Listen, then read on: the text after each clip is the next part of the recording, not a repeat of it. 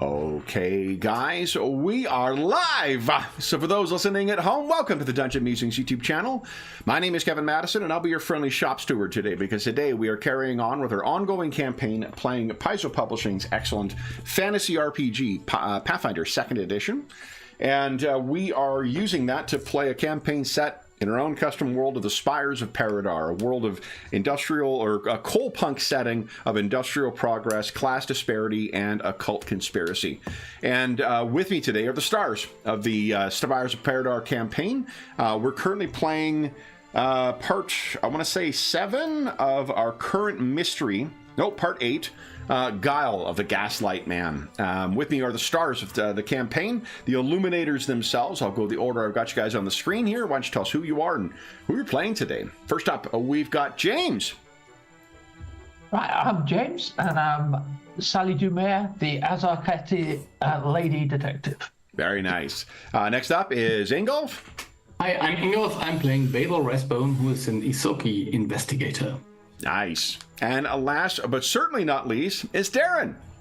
Yeah, Darren here. I'm playing Dr. Adam Ersprung, who's a created flesh warp inventor, and he's got his trusty sidekick, Igor Mark IV. Very nice.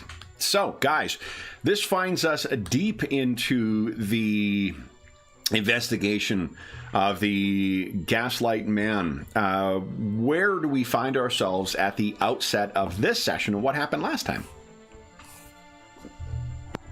We're at the warehouse, I believe. Yeah. So Professor Goldberry has joined us at the warehouse. We spent the last episode checking out this warehouse that's been hired by Mr. Babwell. And we found all sorts of machinery, these markings on the floor, so these ritual sort of markings, similar to what Golag's got.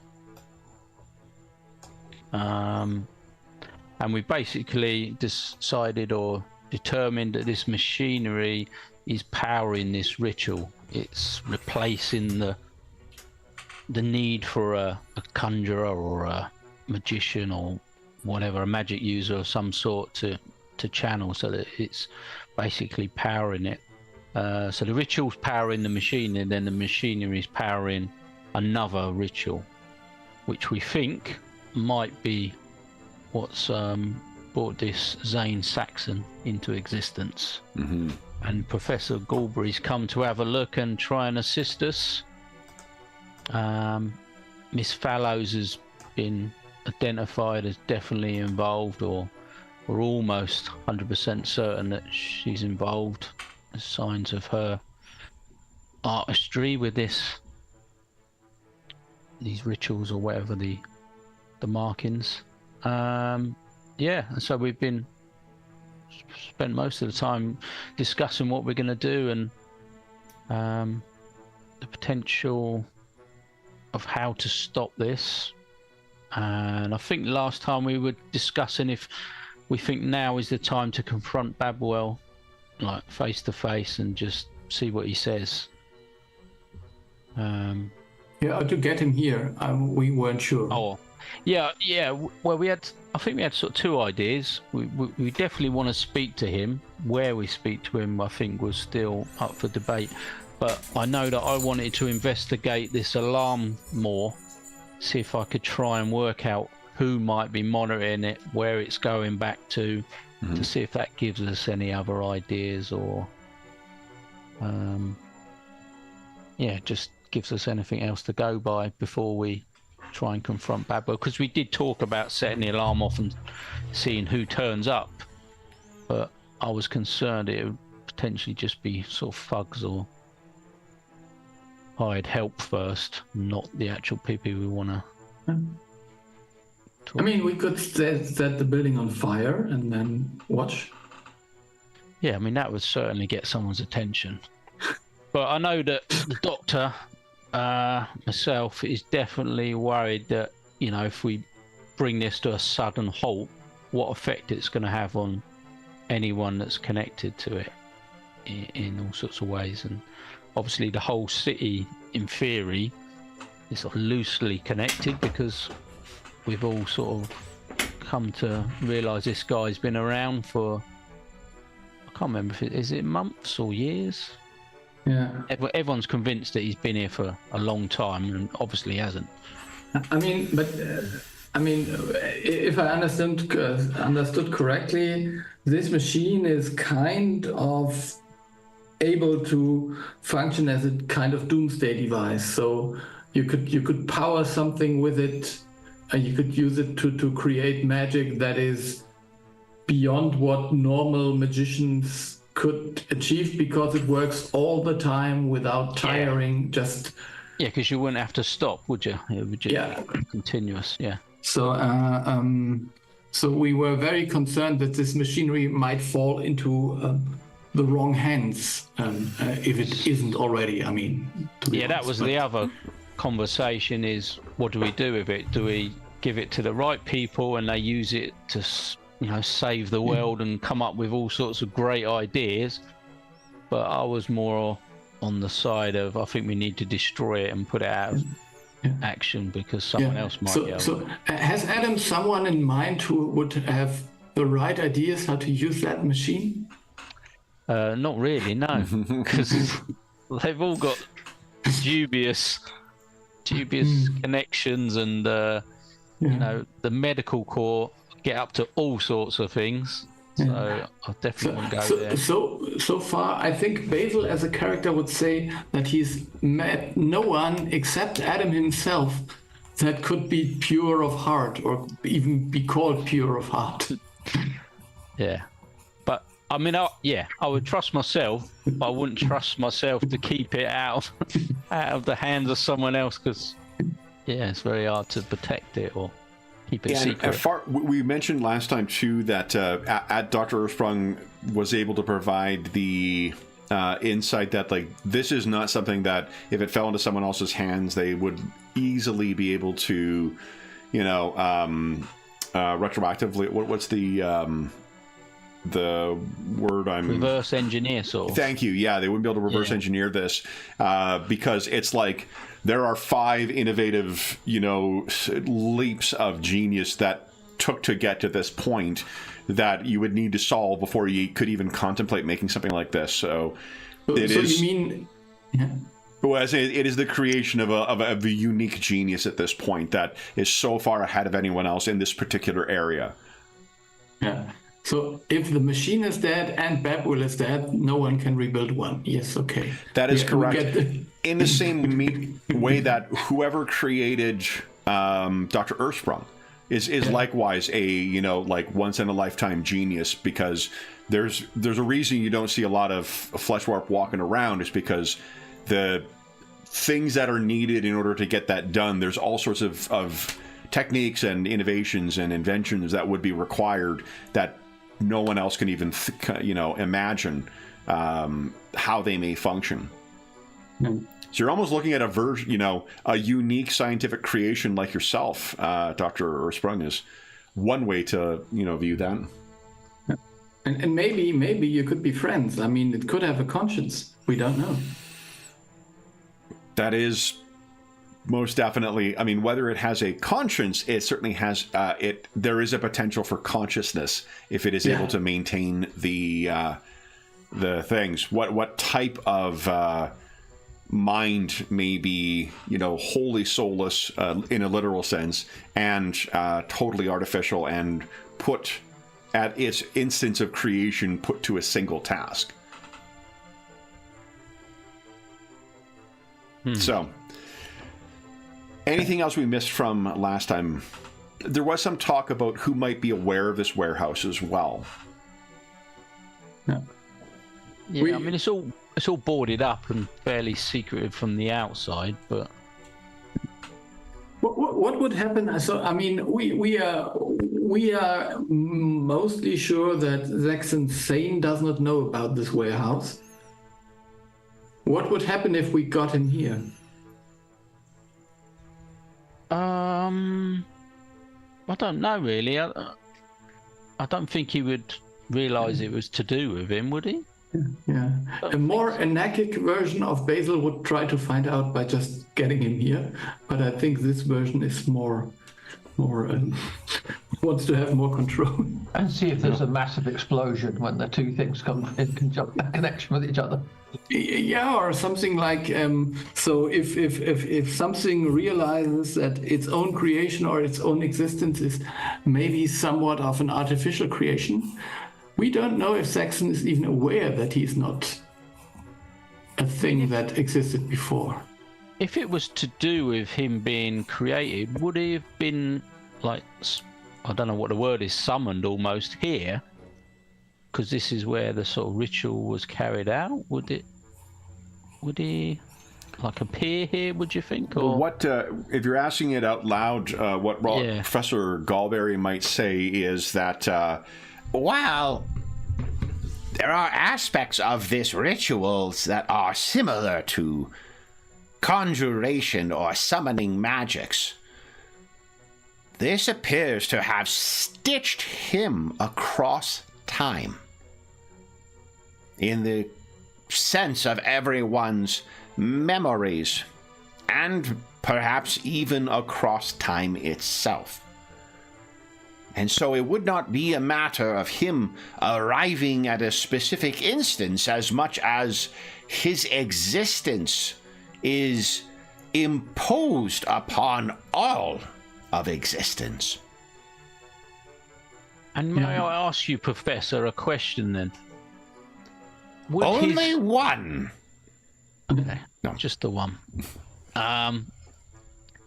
Do you think his family, it seems his family, or maybe his children, may be able to see through this Zane Saxon's, I mean, it's not a disguise, but his sister seems to know that Zane Saxon wasn't here before, and there was a strange reaction of his children. You mean the professor? Professor? The engineer? Mr. Babwell? Yeah. Sorry, his family, yes. This working is one of great... Again, I speak in theory, not in practice. In theory, it is one of will, fueled in part by what we see around us, but as in the case of rituals, there is a leader of these types of invocations. And as such, given the potency of this one, and how personal it is, and how much more a part of will that this is, and the apparent sympathetic connection it has to Mr. Babwell, his subconscious wishes may have been imposed on this inadvertently, where he may wish some to recognize what has been done. Or alternatively, it may be a consequence of the sympathetic magics, where either he or those most close to him in family are those unaffected by it, or at the least disquieted by it. A third possibility is a combination of the two. This is, as your profession may deem it, a prototype, and as such, it has imperfections that would need to be identified and smoothed out before future invocations. These types of subconscious or sympathetic imperfections may be just these types of prototypic errors.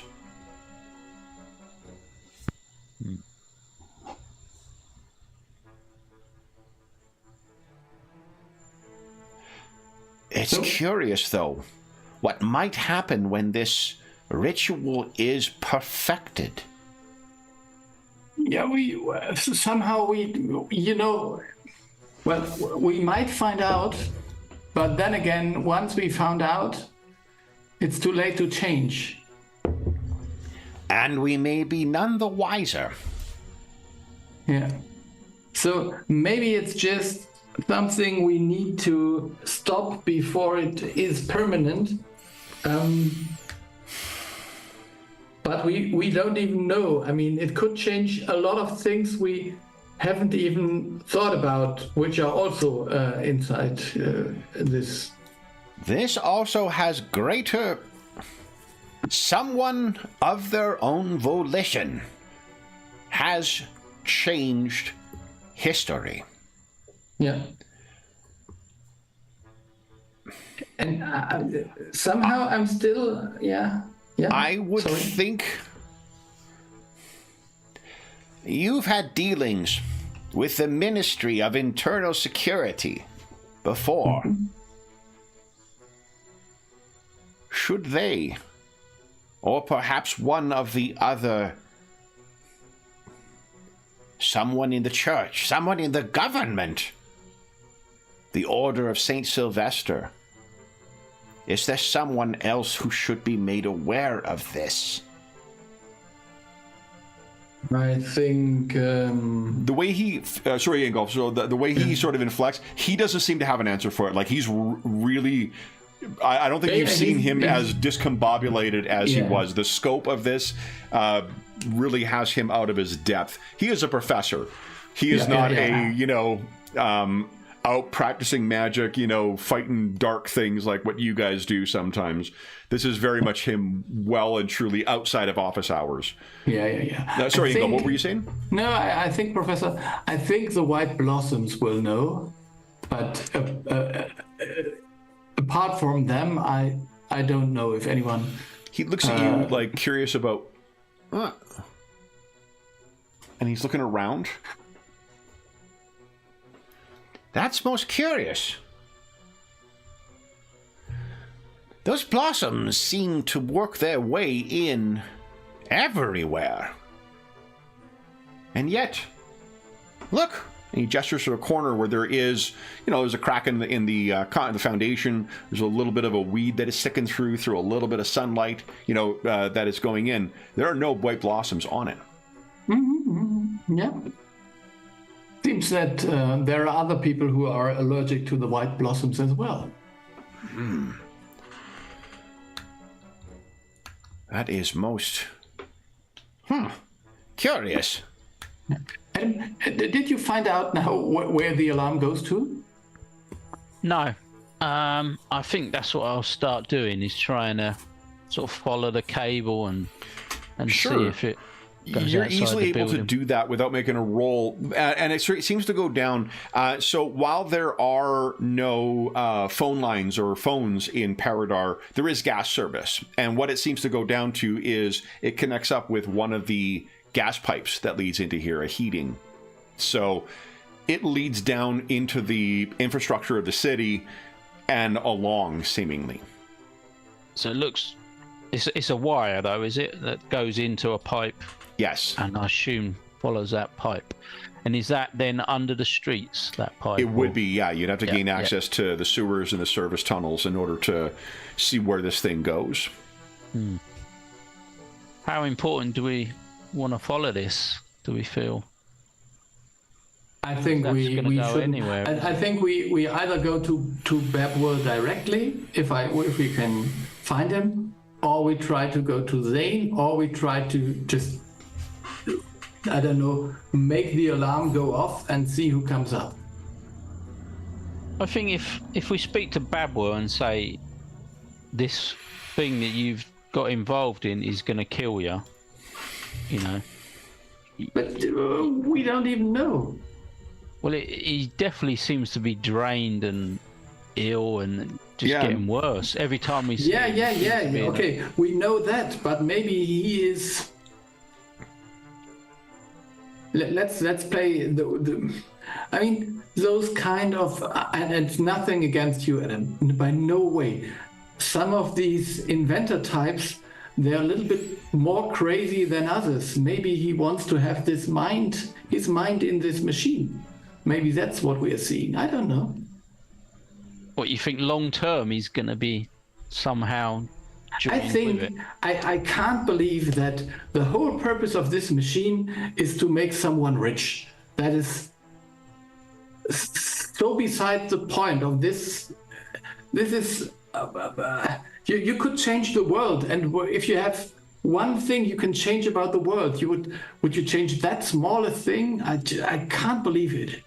I think it's just, yeah, but I think it's just the start of something. It's almost a test run, a prototype sort of tweaking of it, or I don't know. They needed Babwell involved, so they had to get him involved, or Fallows needed Babwell involved. So it was like, oh well, I'll help you sort your business out. I'll make you, loads of money and profitable. And then once that's gone, then right, I've got the machine, and Fallows can do what she wants with it. And I have another theory, which is also kind of ridiculous, but nevertheless. So maybe the purpose of that machinery is to weaken the boundaries around Paridar. Well, it's also doing that as well, yeah. Or it seems to be doing that. And maybe that's the whole purpose, and that would explain. And maybe look at Professor Galbraith. That so what Galbraith told you last time was, for one, there are, and it's something that Golag confirmed as well, there are aspects of the ritual things that are in here that have linked this to Babwell's health, to him.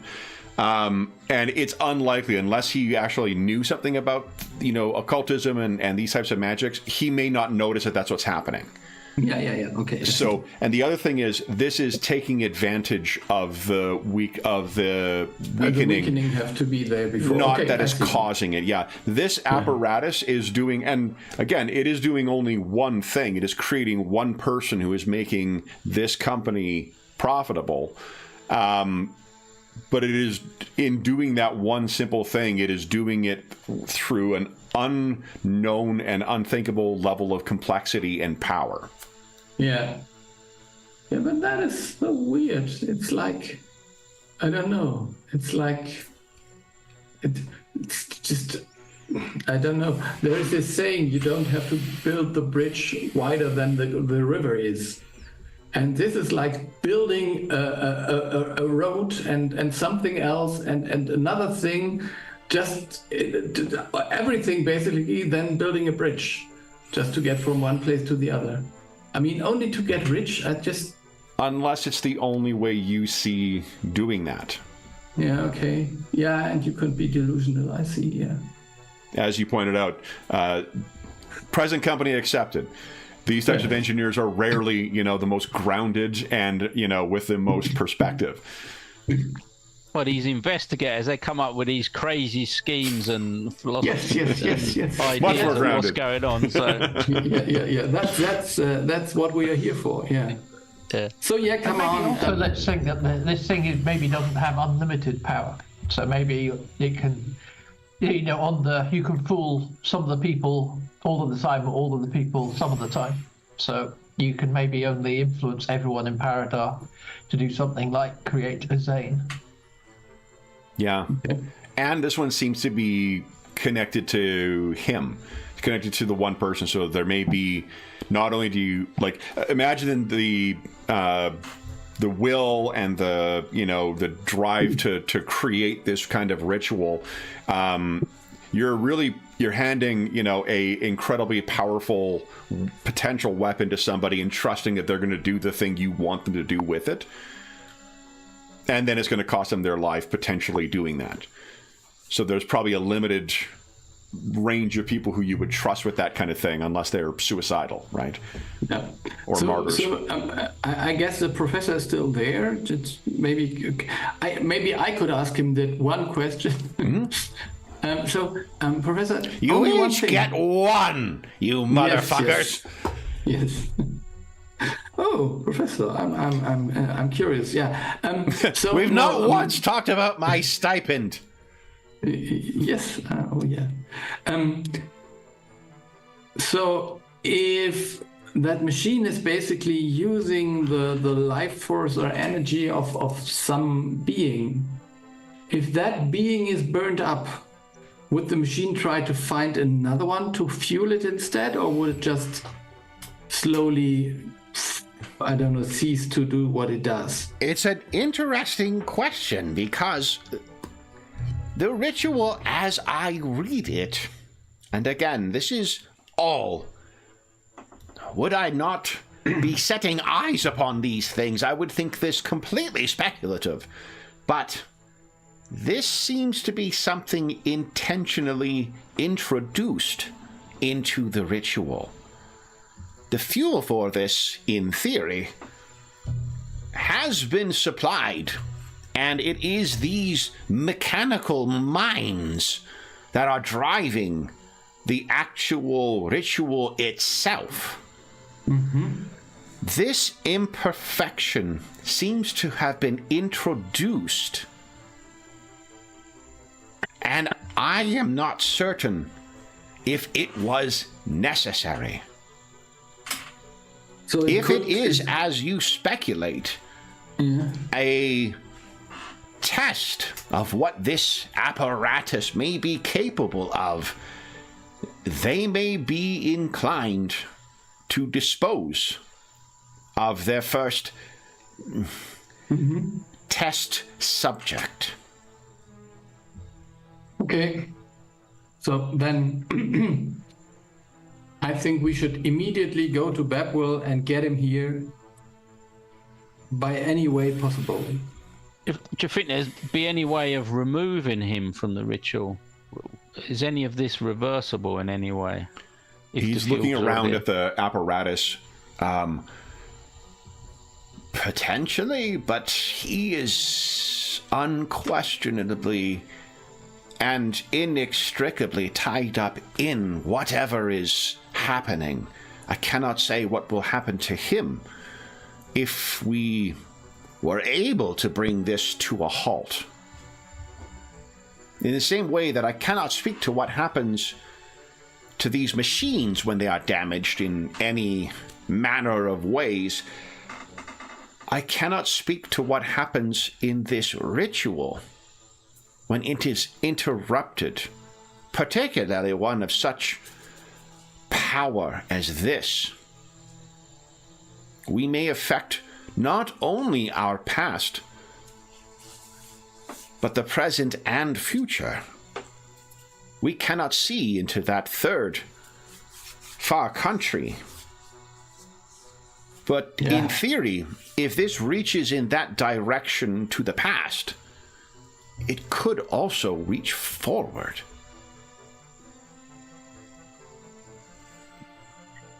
So, if we speak to Babwell, how do we stop Saxon getting involved? Or how do we distract, delay? What would be our plan for that, do you think? So how do we have, it's in the evening? No, it was, we got him in the lecture, so it must be afternoon or something? Yeah, it's you guys went investigating the warehouse in the early morning.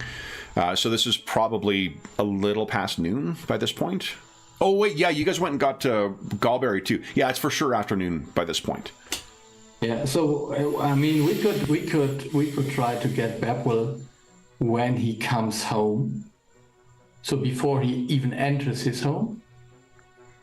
And how do we think Saxon is finding out? Do we think he's almost seeing through his eyes? Yeah, even if he does, I'm at this point I don't care. If we can get him into our carriage and just get him here, I think that would be enough. And I think he would be willing to come with us. But Saxon would follow. That's all I mean. Yeah, but he will find us at one point in time or the other. I didn't know if we wanted to try and somehow send him to the wrong place. But, yeah, how? Well, it seems that Saxon hears what Babwell says rather than. Yeah, maybe he has what some kind of Babwell clock. sees. He has some spy attached to him, or.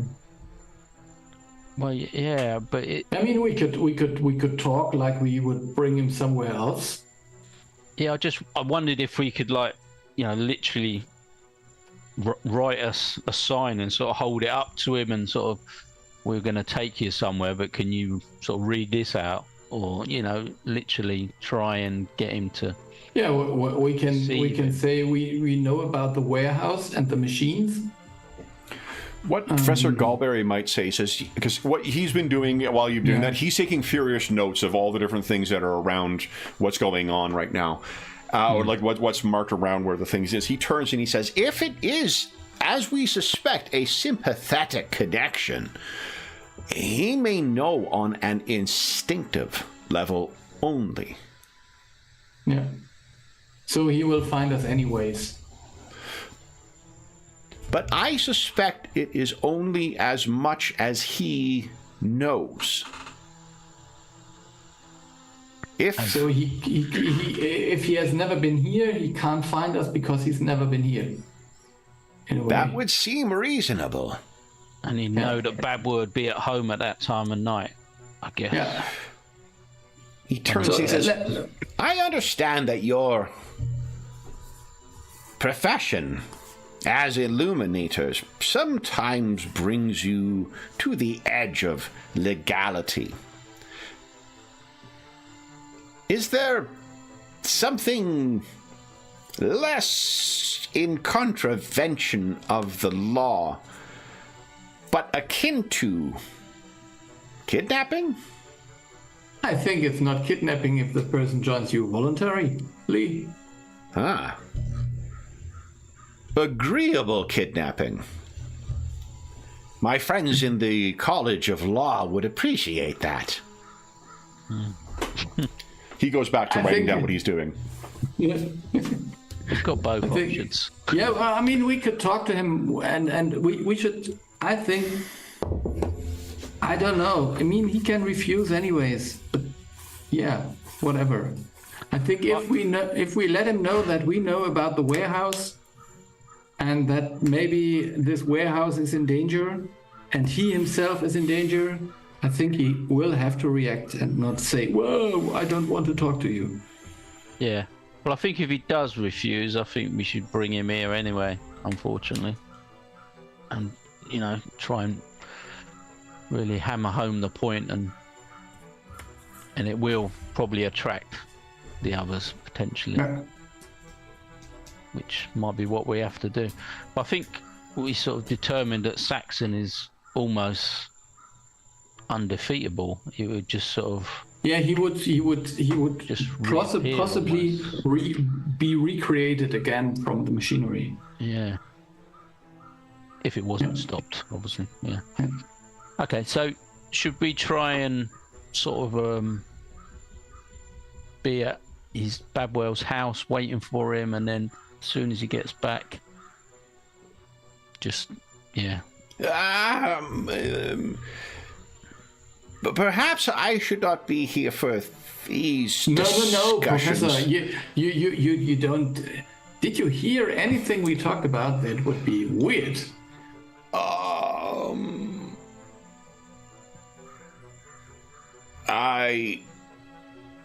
No.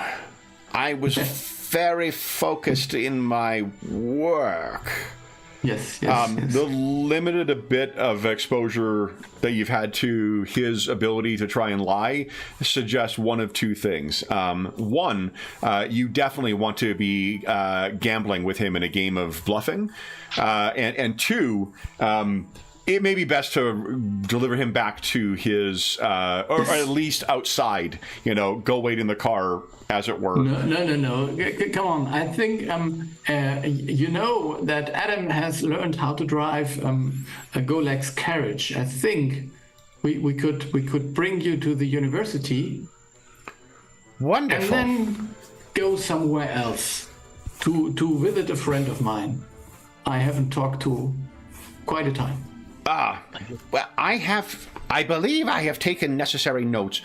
I will consult with my graduate students, and on a confidential basis and strictly theoretical as far as they are concerned. Yeah. And I will see if we can find a way to address your problem of interrupting this ritual.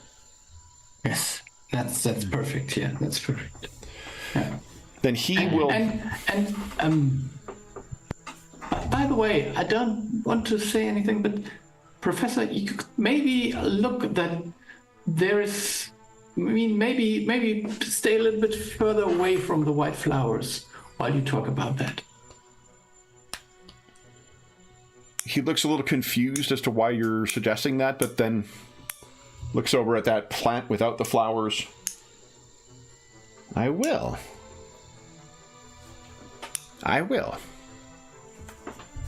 So he'll pack up his stuff and he'll be ready to, to leave when you guys are. Do you have anything else you wish to discuss here, or anything else you wish to examine?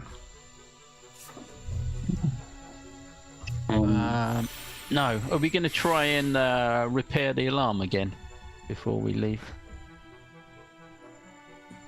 Or is it not planning to stay? We could, yeah.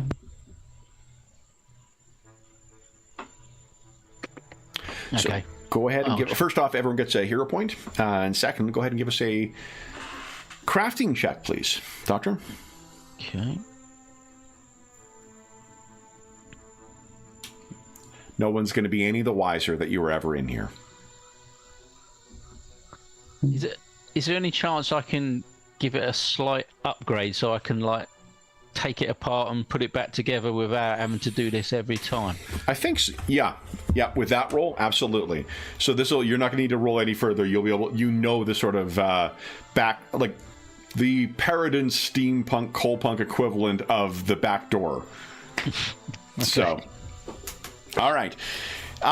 Then you guys head back to the motorized carriage and zip Professor Gallberry back to the college. It's getting on to late afternoon by this point. Where were you guys intending on heading next?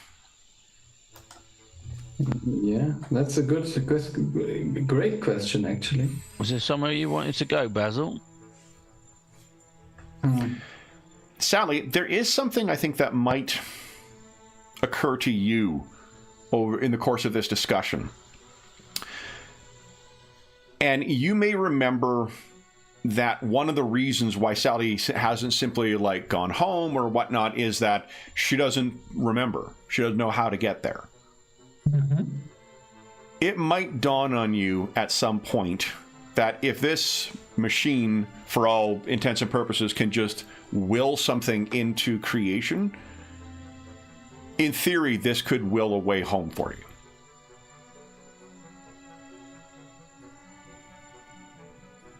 Magic, therapy, hypnotism, none of these things have helped you recover your memory, if you've taken any steps to do so, as to where you've come from.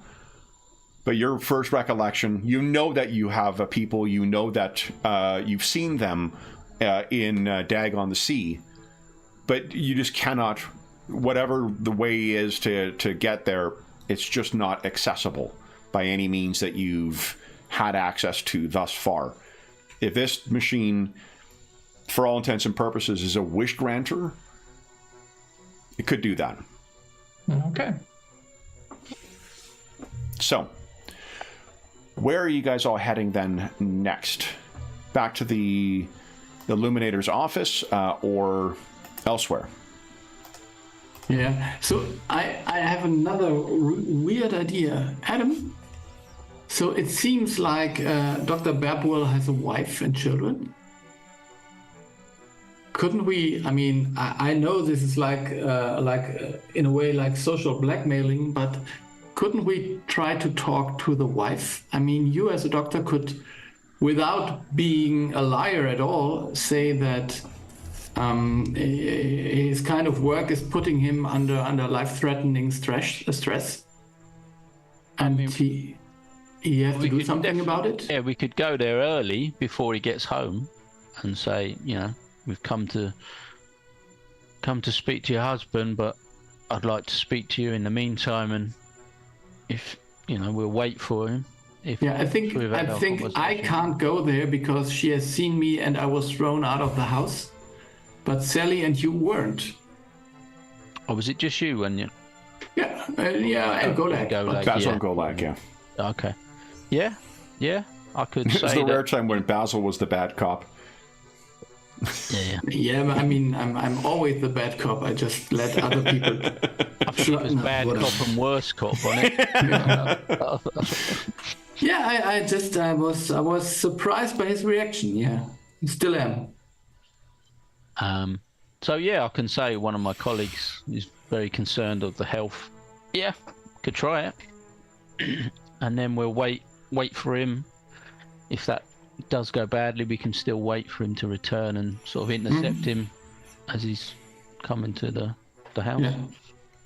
I guess, but the both of you are a bit famous from the newspapers, so you might have actually kind of a good reputation among people, so that could work.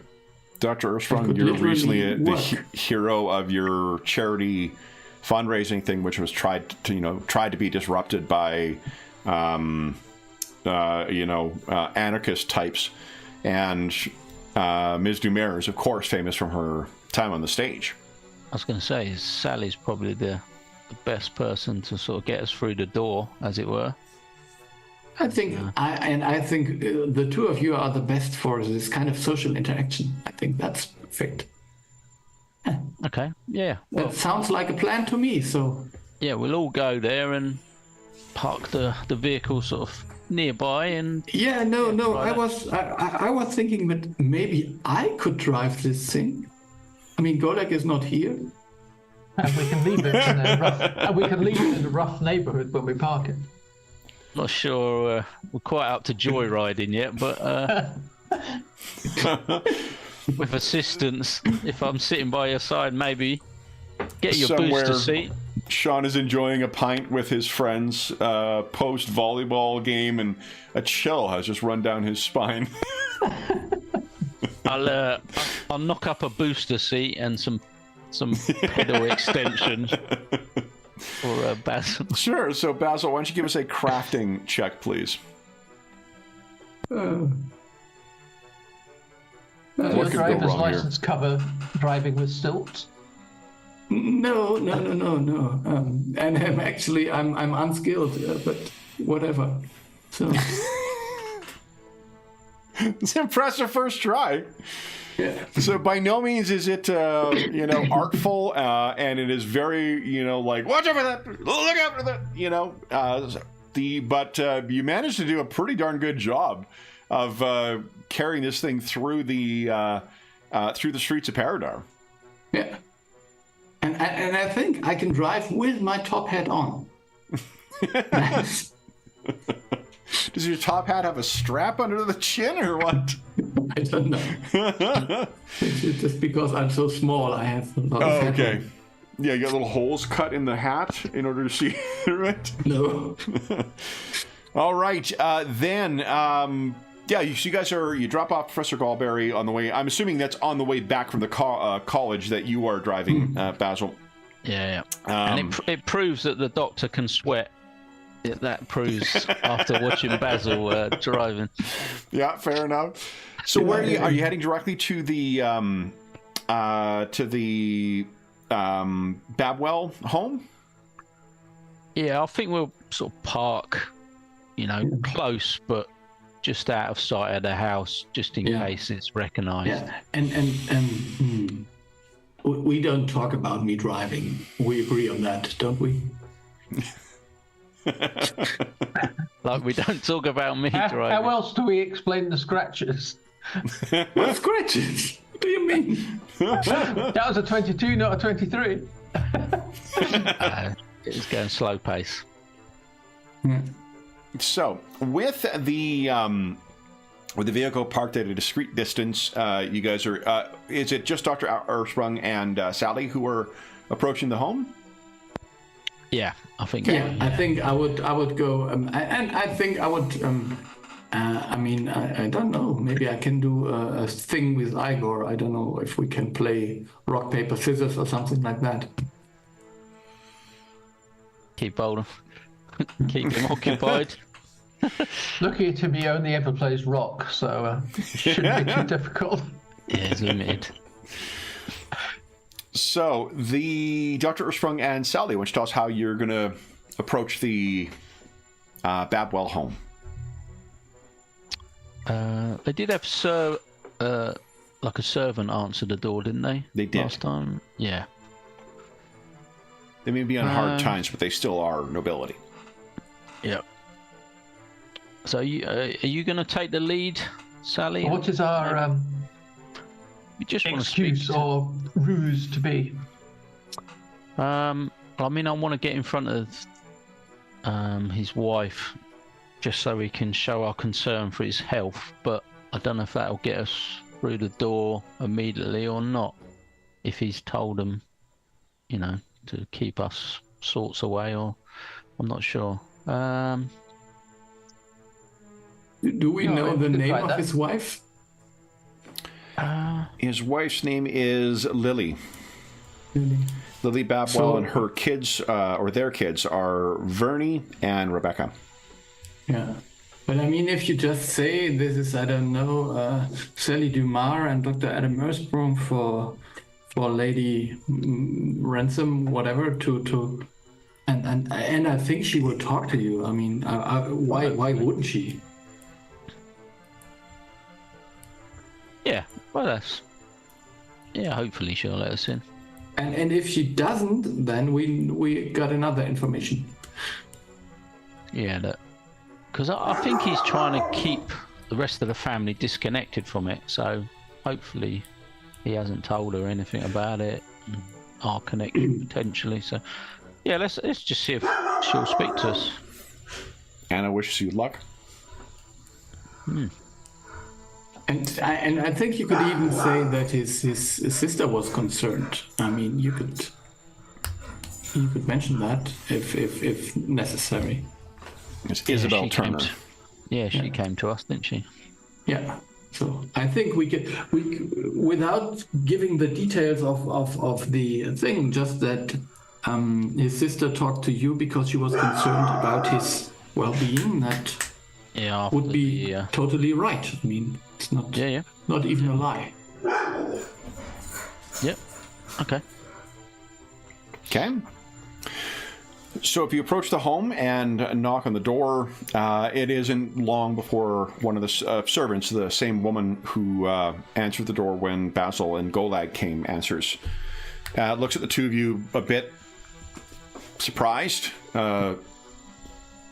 Sorry, can I help you? Yes, we're hoping to see Mrs. Babwell, because we understand this is the esteemed Dr. Ursprung, and we understand that her husband is in some travail at the moment, and we hope that we could come and provide some sort of assistance to the family in these difficult times. Why don't you give us a diplomacy check, please? Oh. Nat 20. Beautiful. So she seems there's the same twinkle of recognition. You've, as a celebrity, you've learned to, you know, when someone recognizes your face, you recognize that moment when it clicks for them, and that seems to have happened with this lady. And she, yes, ma'am. Please come in. And they lead you into the same study where you guys were before. Sally, I can't remember. Did you break into here with Basil, or did he go in himself? You guys were in here before, because you guys broke in to the house to get the stuff twice. To get the multiple times. Yeah. Multiple times. Oh, I know where I'm going, ma'am. So, by the way, the latch on that window is a bit... Exactly. Squeaks really noticeably. So you're brought in. She offers drinks for you. She seems quite... when you talk about helping Mr. Babwell or Dr. Babwell, she seems pretty keen on that. And she leaves to inform the mistress and whatnot, leaving you guys on your own for a moment. So if you want to talk about anything, you do have an opportunity to do so. If not, we'll just cut to when Mrs. Babwell arrives. I mean, he ain't gonna leave anything laying around or anything, so. I mean, I'll have a glance around. Did I not mention there was an envelope with evil plan marked on the outside? I thought I told you everything in the room, but maybe I overlooked that. I'll definitely look at that. Definitely. Oh, okay. Yeah. There is something oddly inside. It is, in fact, a fish. The fish is a very maroon or rougish color because it is a... red? Yeah. Indeed. Do you want to guess the species of fish? Herring? There you go. Okay. I'll sink my teeth into that one. Yeah. So having consumed the herring before the arrival, like a good penguin, you see a well-dressed woman of around Mr. or Dr. Babwell's age, who comes in with a look of her hair is up, in that kind of it's fashionable, but in a very comfortable and kind of like, motherly kind of way. This is someone who is of the aristocracy, but likely has more hands-on in the care of their kids than is typical. From the, there's a little bit of smudge on her blouse, her hair's a little bit, kind of mussed. So she comes in and you can hear the sounds of kids elsewhere in the house. And she says, I'm sorry, I'm Mrs. Isabella, I'm Miss Lily Babwell. Who are you people? And how do you know my husband?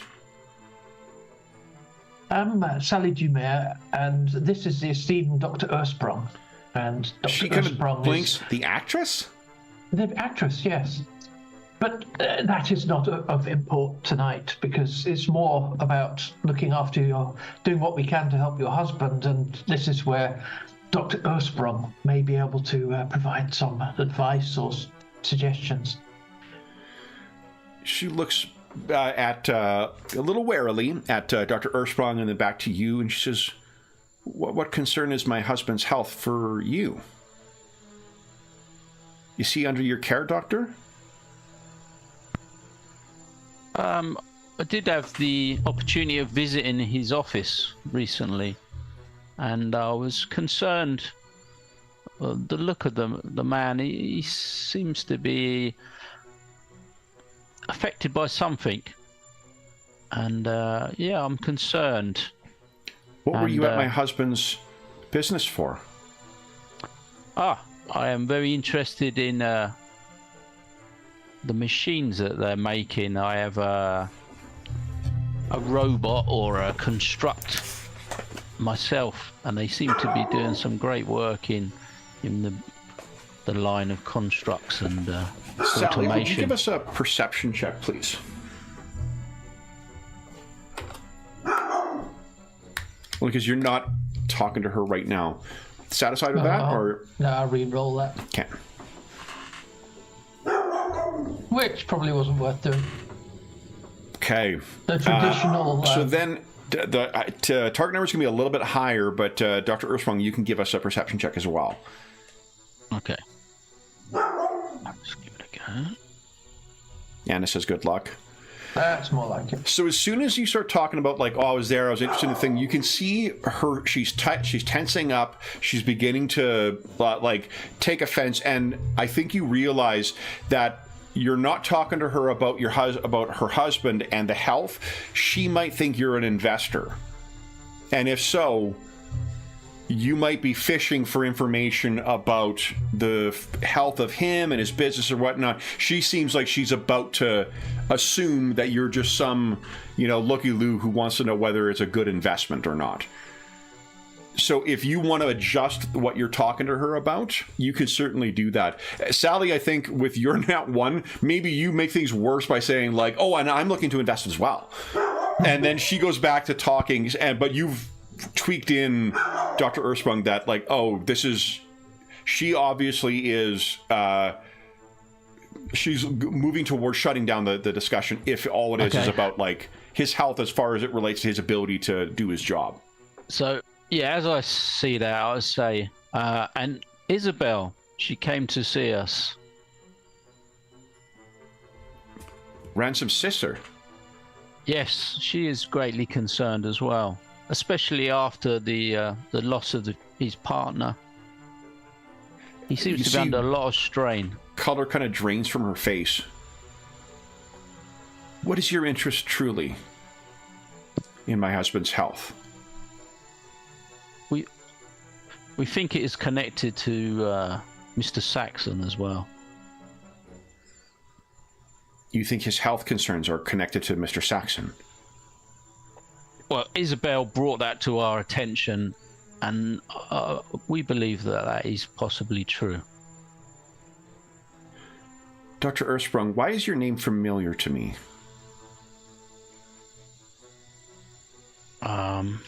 You may have seen it in the paper, possibly. I did That's have right. a large charity event recently.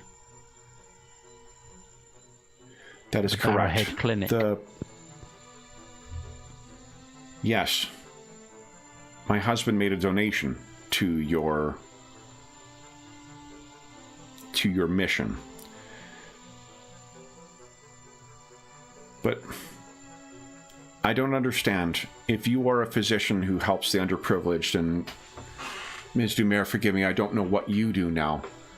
Why would Isabel come to you?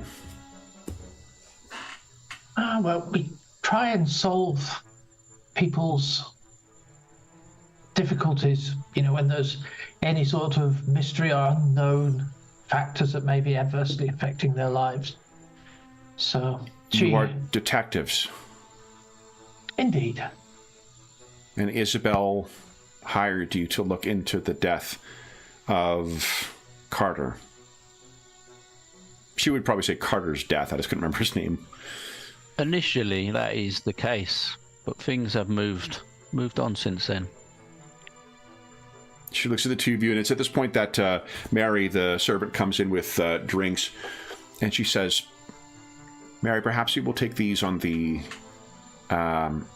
in the salon, or in the sunroom." She's very good, ma'am. And she kind of moves out, and she says, "There will be," and she sort of gestures to the hallway, "it will be easier to have privacy there." And I think with your nat 20 or your 30 on your perception check, Dr. Swan, you can see down the hallway, like 3 or 4 doors down, there's those kids who are kind of like poking around the corridor trying to listen into what's going on and are doing a relatively poor job of hiding themselves. Okay.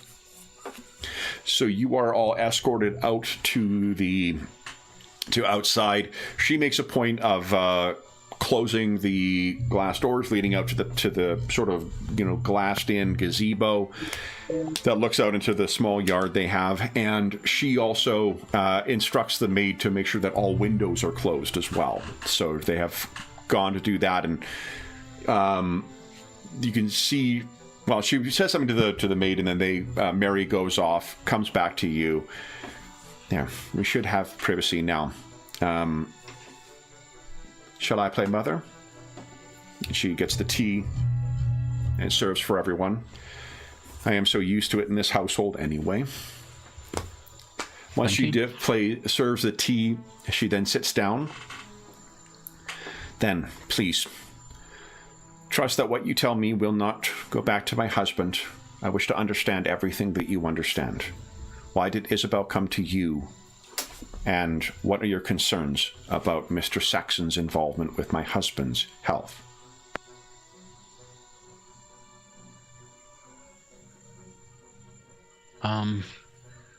So I'd probably lower my voice as well. Not whisper, but lower my voice, just, again, in case the kids are trying to listen in.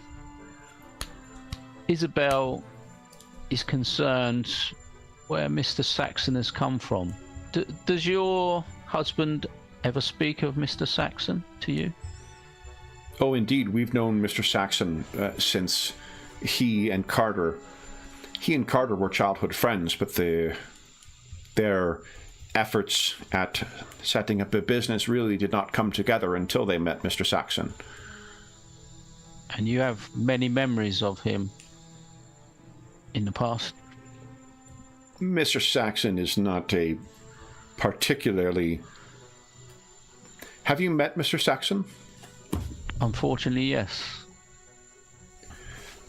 Then I see you have drawn the same impression that I have of he. Mr. Saxon is not an individual whom I would willingly spend leisure time with, nor does he seem inclined towards that anyway. Frankly, I do not know what he does outside of business. But what I know is that he has been instrumental in the success of my husband and Carter's business. You see she's wringing her hands quite strongly. Why do you ask of my memories of Mr. Saxon? Isabel has no recognition of Mr. Saxon, which we find very strange. You mean she doesn't know who he is? She says he wasn't involved with your husband up until just a few weeks ago, but it's the mention or the possible connection with someone else that I wanted to ask you. Did you know the name Gwendolyn Fallows? Has your husband ever mentioned that name? He has not, but she thinks he keeps his business affairs separate. The stress and the concern that his business has brought upon himself as it has developed, more and more I've asked him to not discuss those things while at home. Not only for the sake of myself and the children, but for his own good as well. Is this someone involved with the business? We believe that she could be involved, or had contact with your husband. She's a very dangerous person. Dangerous? How so? She's been known to use magic in various ways to control people or conjure things, or I'm concerned that she's somehow got your husband involved in something that he didn't want. Something magical? Yes, definitely. And how does this relate to Mr. Saxon? I think he is the result of something that they've got involved with. This Fallows is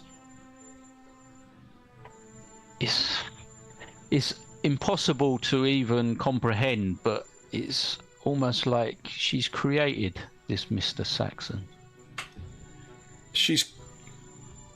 I know it sounds ridiculous.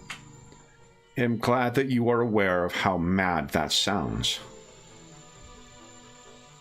I've known Mr. Saxon for years now, and I have clear recollections of...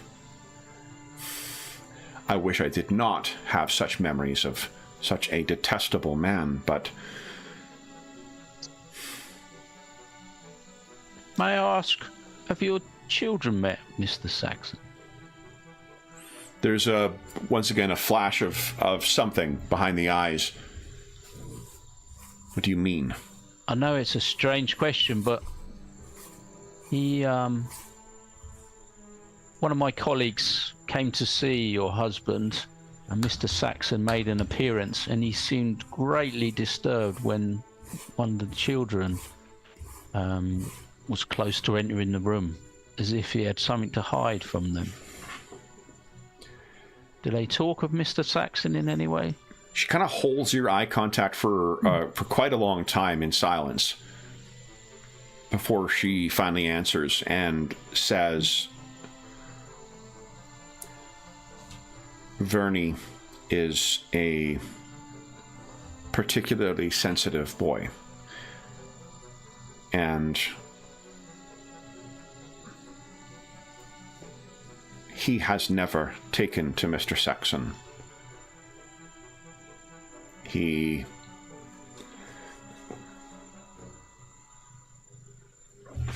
Although, no, that's not quite correct.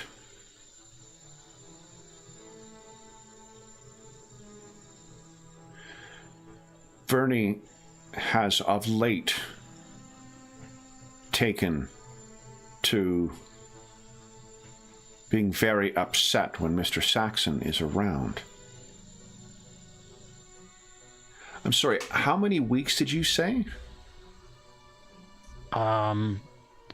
Isabel seems to think that she only knew of Mr. Saxon a couple of weeks before Mr. Carter was unfortunately struck down. She continues to stir her tea and seems quite lost in thought. So a matter of a month then. That does...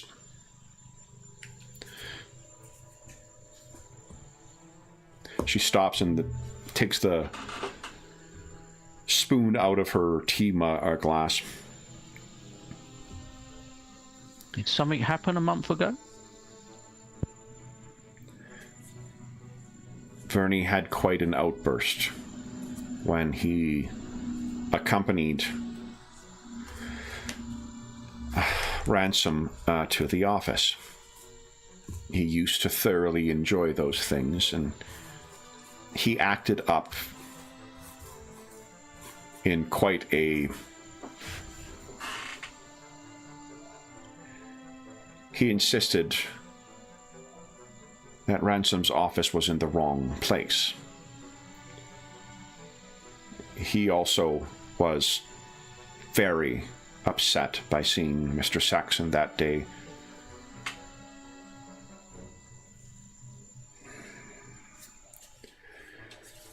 We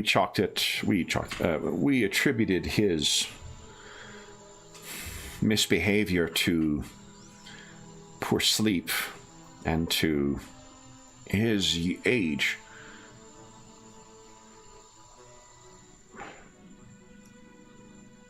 And he's avoided Mr. Saxon at every opportunity since.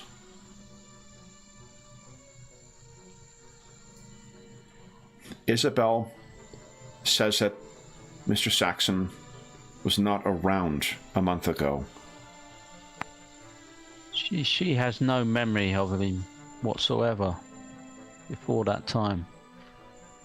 I'm sure she has enough involvement in her brother's life to have at least encountered him if he'd have been involved in the business, surely.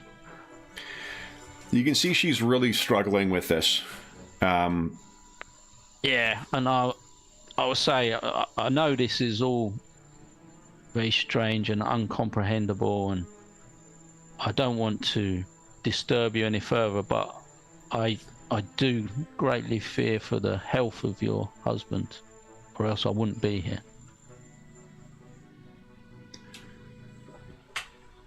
This Miss what did you say her name was? Gwendolyn Fallows. How would she know my husband? Isabel brought a letter, a communication between the two of them to our office. That's what started this all off. And I believe, or we believe, me and my colleagues, that Mr. Saxon was the one responsible for Mr. Carter's untimely When did she take this letter? So it would have been like a week before. It was after Carter's death. Yeah, just after Mr. Carter's death, maybe a week ago now.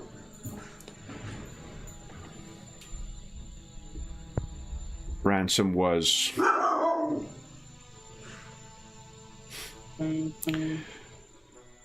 around that time. Ransom was quite cross with the children and was insistent that one of them had been in his office. He would not say what he thought they did, but I've not seen him raise his voice to Vernie or Rebecca like that before.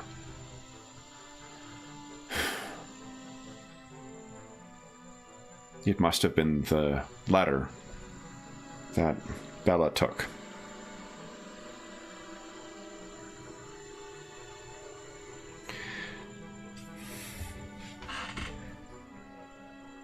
I have a clear recollection of Mr. Saxon all this time.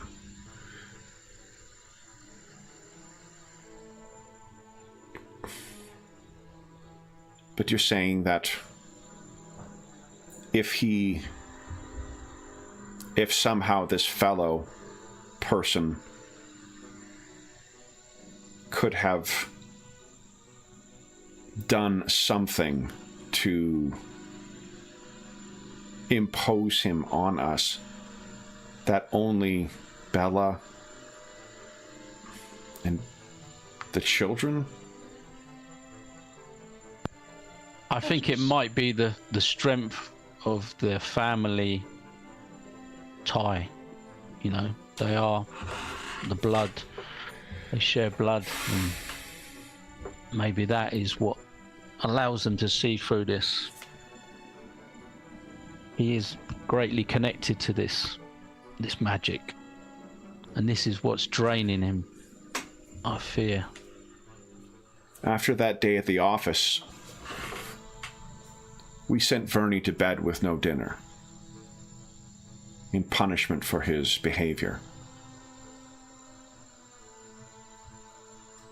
He is not a dishonest boy. Becca can be prone to exaggeration. I fear he may be of trying to tell you the truth.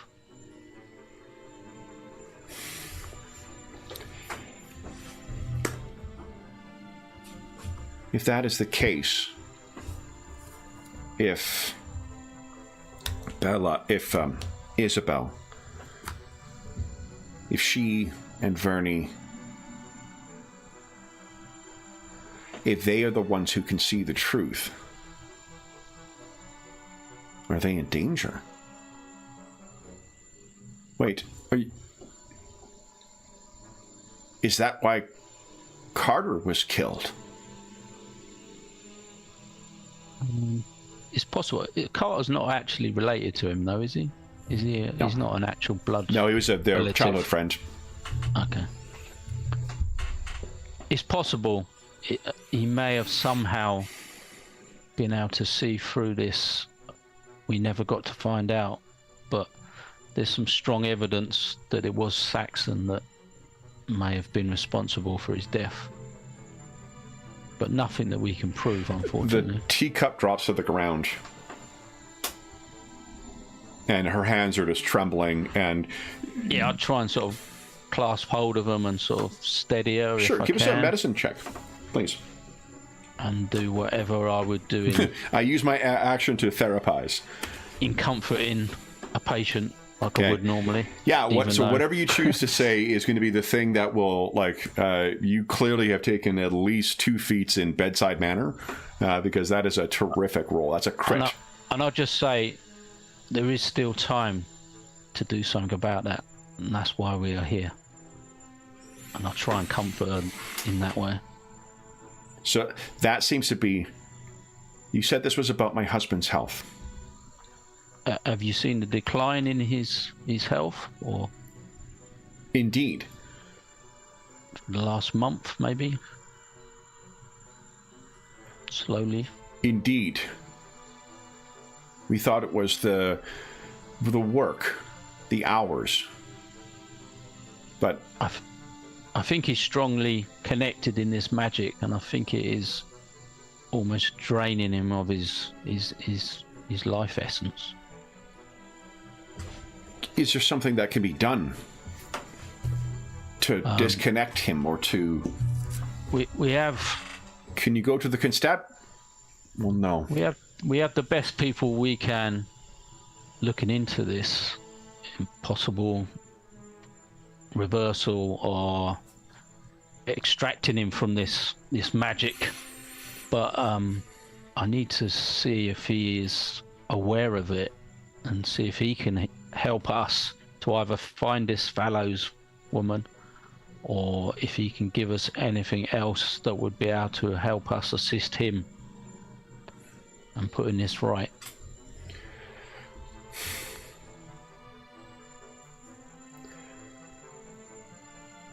My husband, for all his genius, he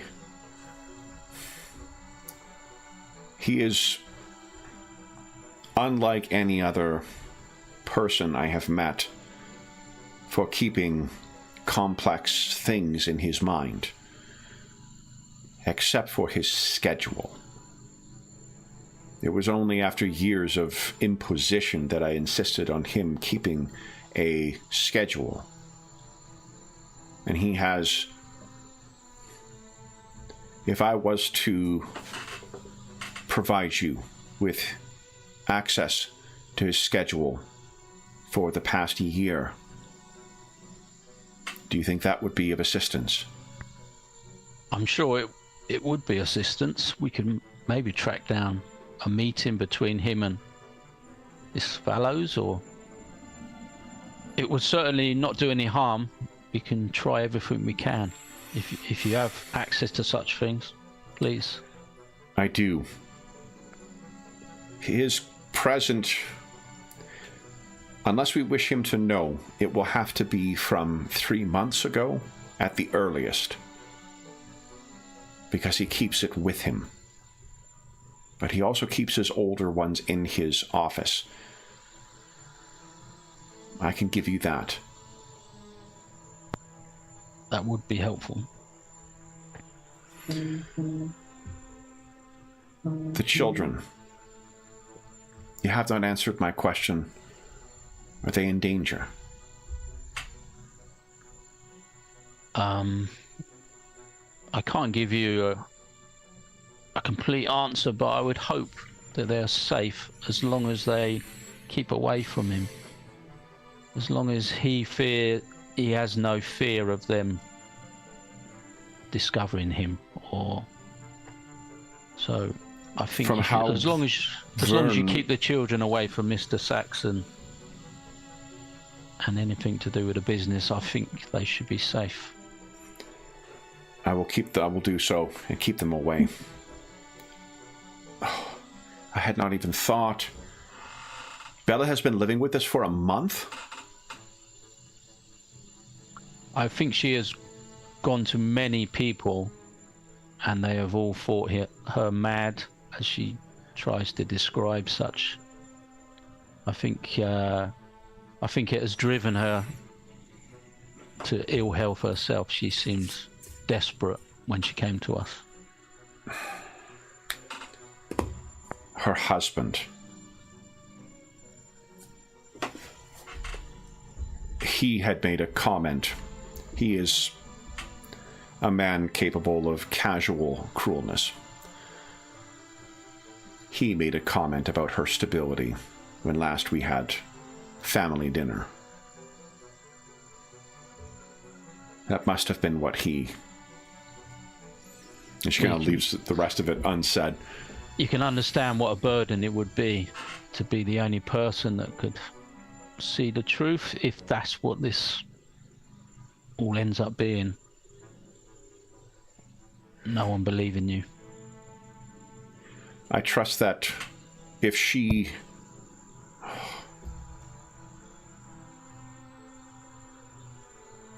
Is she involved with your investigation? Not at the moment. She has given us the information to start, but since then we've had no further communication. I'm trying to keep her out of it now, if possible. Doctor, the burden this must have been for her.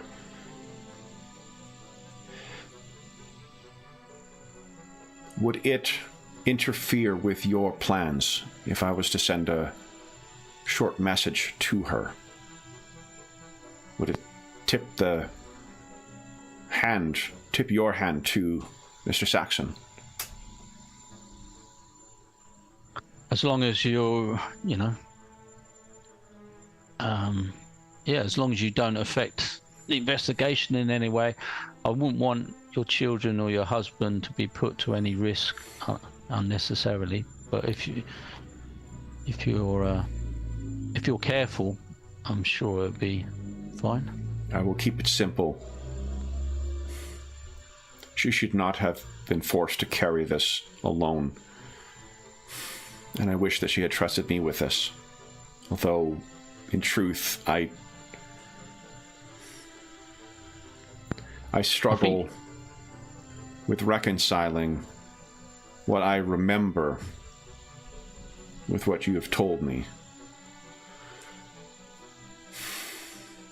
So I don't know whether... Maybe she wanted to not involve you too much as well, in some way, to protect you.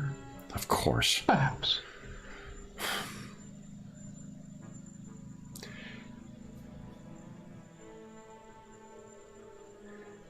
Ransom is very much the man he is now because of his sister.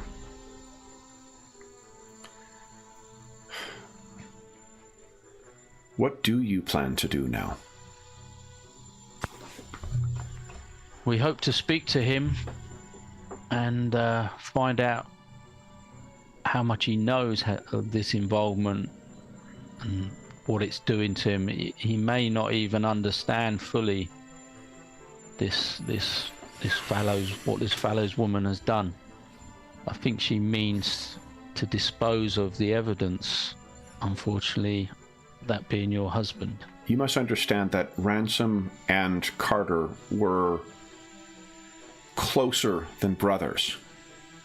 I cannot imagine that the man I know would willingly harm Carter. I think, unfortunately, he is no longer a willing part of this. He may not even fully understand what's going on. Like I said, she is a very dangerous and evil person from our past experience. So finding this fallow, that is the way to undo what has been done?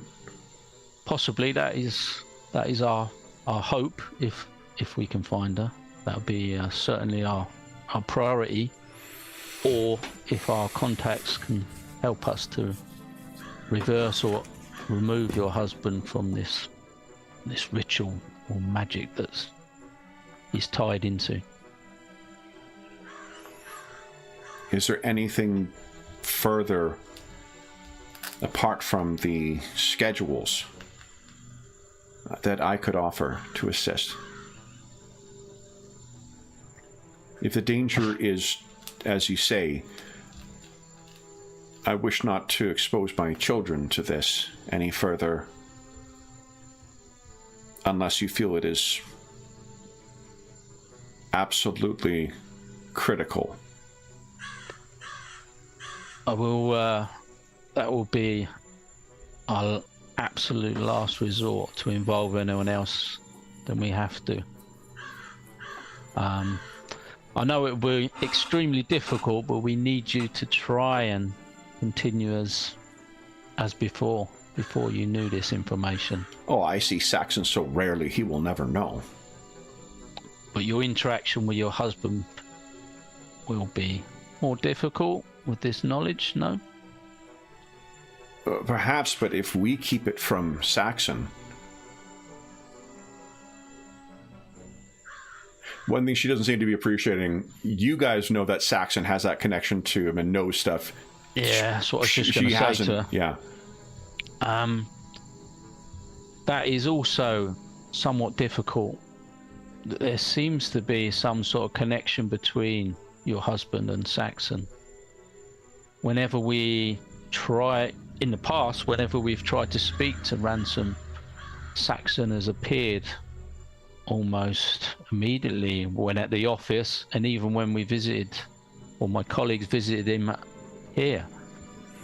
Not 30 minutes later did he arrive.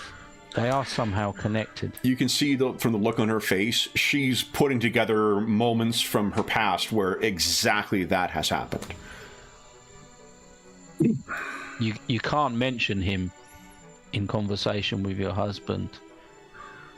I know you're concerned and you're worried about your children, quite rightly, but you will need to try and carry on as if we hadn't had this conversation.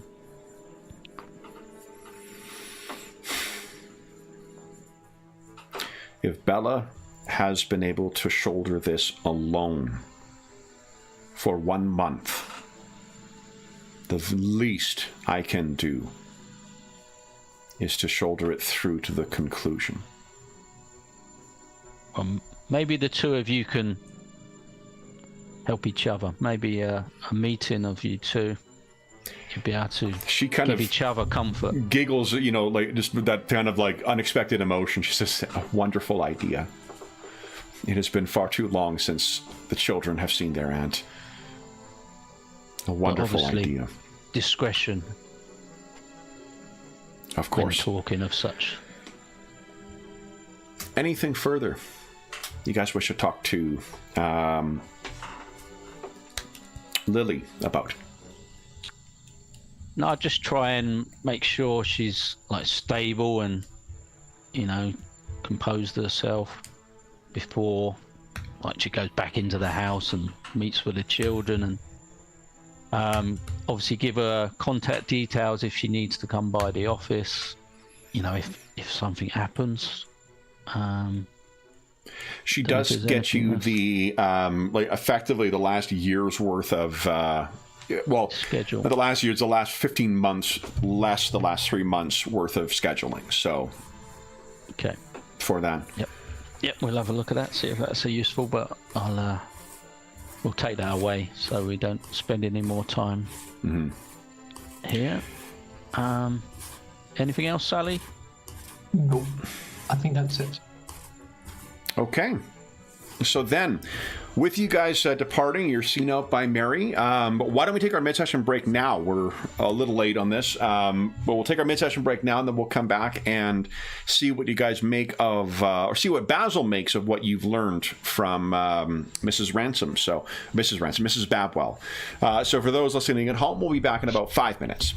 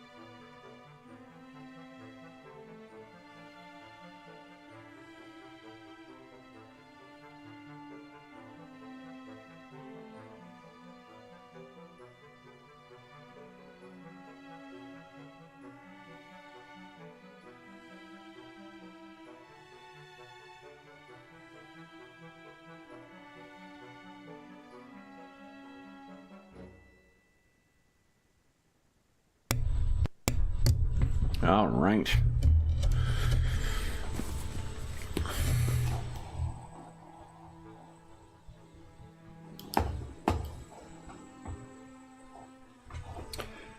Okay. So we're almost all back.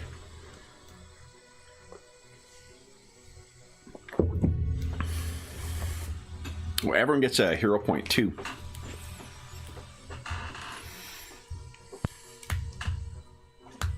Basil, you get a hero point as well. I do like to have my ability to roll on that one. too much easily to hand. We're actually in our every second Friday PF1 game, we're using hero points as well, but I think we're giving them out only once every hour, but we're taking the better of two rolls. So you take, if you roll twice, you get to take the better of two rolls, but if you roll a crit fail on either of them, you're stuck with it. So different, slightly different outcome for it, but this way's still good. yeah. So then... Yeah, and I like the being able to avoid critical failures when there is a critical in the game is something that I like. That you know, certain games have the consequence of if that comes up, when it rarely comes up, you're kind of stuck with it. So then, anything further you wish to talk to Mrs. Babwell about, or are you going out to meet up with your robot playing Playmate? Yeah. No, I think we'll take the schedule. Okay.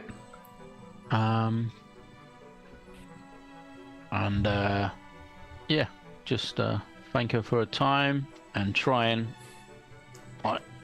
reassure her as much as possible that we're doing everything we can, and to contact us if she has any need to in the meantime.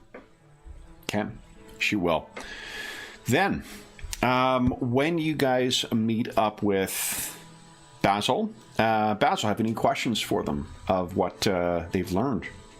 I think they would just give a short summary of what happened, I suppose, because otherwise I would ask them what happened. Yeah. Okay, our next hour is going to be you guys role-playing out, telling Basil what happened, so enjoy. Yeah. And I'll hand over the schedules as I'm... I see. Work for me. Yes. And I think my the whisk is twitch a little bit because now I have something to do other than making outrageous speculations of what is happening. In the day job, we call that doc review. So, enjoy. Yeah. So I think...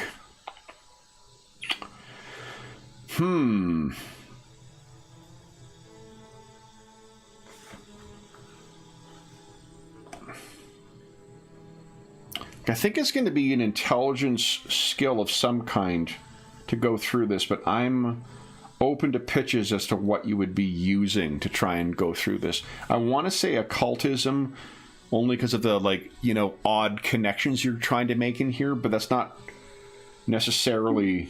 So I have this talent called expeditious something. What was it called? Expeditious inspection, and that uses either recall knowledge, seek, or sense motive. So sense motive uses perception. It wouldn't be that because it's not a person you're interacting with. It's property. So it's the other thing. Recall knowledge would use a lore then probably, or occultism or arcana or history. Yeah, I think so. But perception would also be the same with seek. So, just seeking when there is some odd things in the schedule. Yeah, I'm fine with using perception for it. Sure. Yeah. Just that skill tends to do a lot of heavy lifting for investigating stuff. And detect, that's okay. And I would say that is part of the investigation. 100% agree. Yep. So let's see. This was the really, really bad roll, and I would use a fortune for a rat folk. That's dog shit. Yeah. There you go. All right. So as you guys are driving along, Basil is flipping through all the materials. What do you guys all make of this? You would have time to debrief about this as well. What do you make of what you've learned? Well, the good thing is it's sort of reconfirming what Isabel has said. She's seeing connections to the month sort of time period and the children having the reaction they did, and so it's just confirming what we believed, which is good, good and bad. And I'm hoping that the schedule might give us a chance to find Fallows, but I'm waiting to see if Basil can try and pinpoint any weird meeting ups. That would be great, wouldn't it? Yeah. Sure if it's going to be there, but it may be. Yeah. And the other thing is, I have this weird ability to connect the dots. So maybe there is, at least it gives me some kind of role if there is something I might overlook or something we never Which used. ability that are you before. thinking of? Why don't you click on it? Connect the Chat. dots. So. Let's see here. Connect the dots. Oh, nice. Ephemeral connections between people, places, and concepts are invisible to most, but seeing them is your stock and trade. Man, you should see Basil's YouTube channel. It has so much interesting stuff on it, all of which has led to him losing his YouTube channel. You spend 10 minutes considering two different leads you're pursuing. You then attempt to check to investigate how connected the two are. Unless the GM determines otherwise, it's a crafting check if they're both items, or a society check for combination of leads. If any subjects are creatures, this check usually uses the highest DC among their deceptions, blah, blah, blah. If neither case applies, blah, blah, blah, blah, blah. Once you try and connect the dots between two particular leads, you can never try to connect the dots between those same leads again unless you learn a substantial amount of new information. I mean, right now there aren't no two leads, but maybe with this timetable we now have and the warehouse, there could be something that needs some kind of connection. Yeah, but we'll see. Yeah. Yeah, let me consider that because it's a very cool. I'll tell you, one thing I like about it is that it doesn't invent like a resource like clues or something like that some other games do, where you're going to have like fixed specific things that lead to outcomes. It's a clever way of allowing you to sort of try to get information to players without having to invent like a video game style, like now you've got this clue and it means X, and now you got that clue, as if they're sitting out there waiting for you to be discovered. I like that. Okay, so first thing you notice, so that's what Basil's going to try and do. But what do you guys make? Of what you've learned otherwise?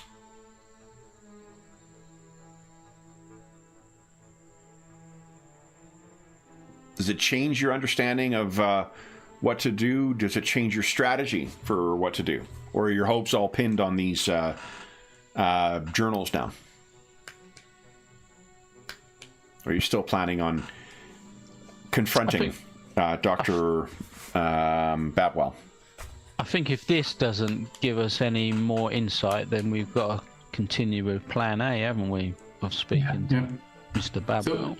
Yeah, the hope might be that we might have a route around him, like we might find fellow or some more hints of what we can do, so that we might somehow involve Professor Gorbury to at least pause whatever is going on. It might give us a bit of extra time before we have to basically go to Route 1, which is bad. Because it seems like Plan A has a certain... I think it's going to have a definitive answer. It's going to go one way or another, and it's going to be a... Yeah, it has a high likelihood of violence, let me put it this way. Yeah, Saxon getting involved and... So let me ask you this. Apart from peripheral involvement, have you seen any active sign of Fallow's role thus far, since you guys have become involved in the investigation? The only thing that is something that, I mean, it might be possible that Bab will put this kind of back loop in the spell himself. But it seems like weird. Why? I mean, wouldn't that be something that maybe Fallow did? Oh, unquestionably. From what you've learned, Babel has no training in magic whatsoever. I don't think he even knows what the ritual does, or, well, per se. Yeah, but maybe just understanding when was the timetable in a way. So I understand that history has been modified, so we can't even be sure what the original timetable was.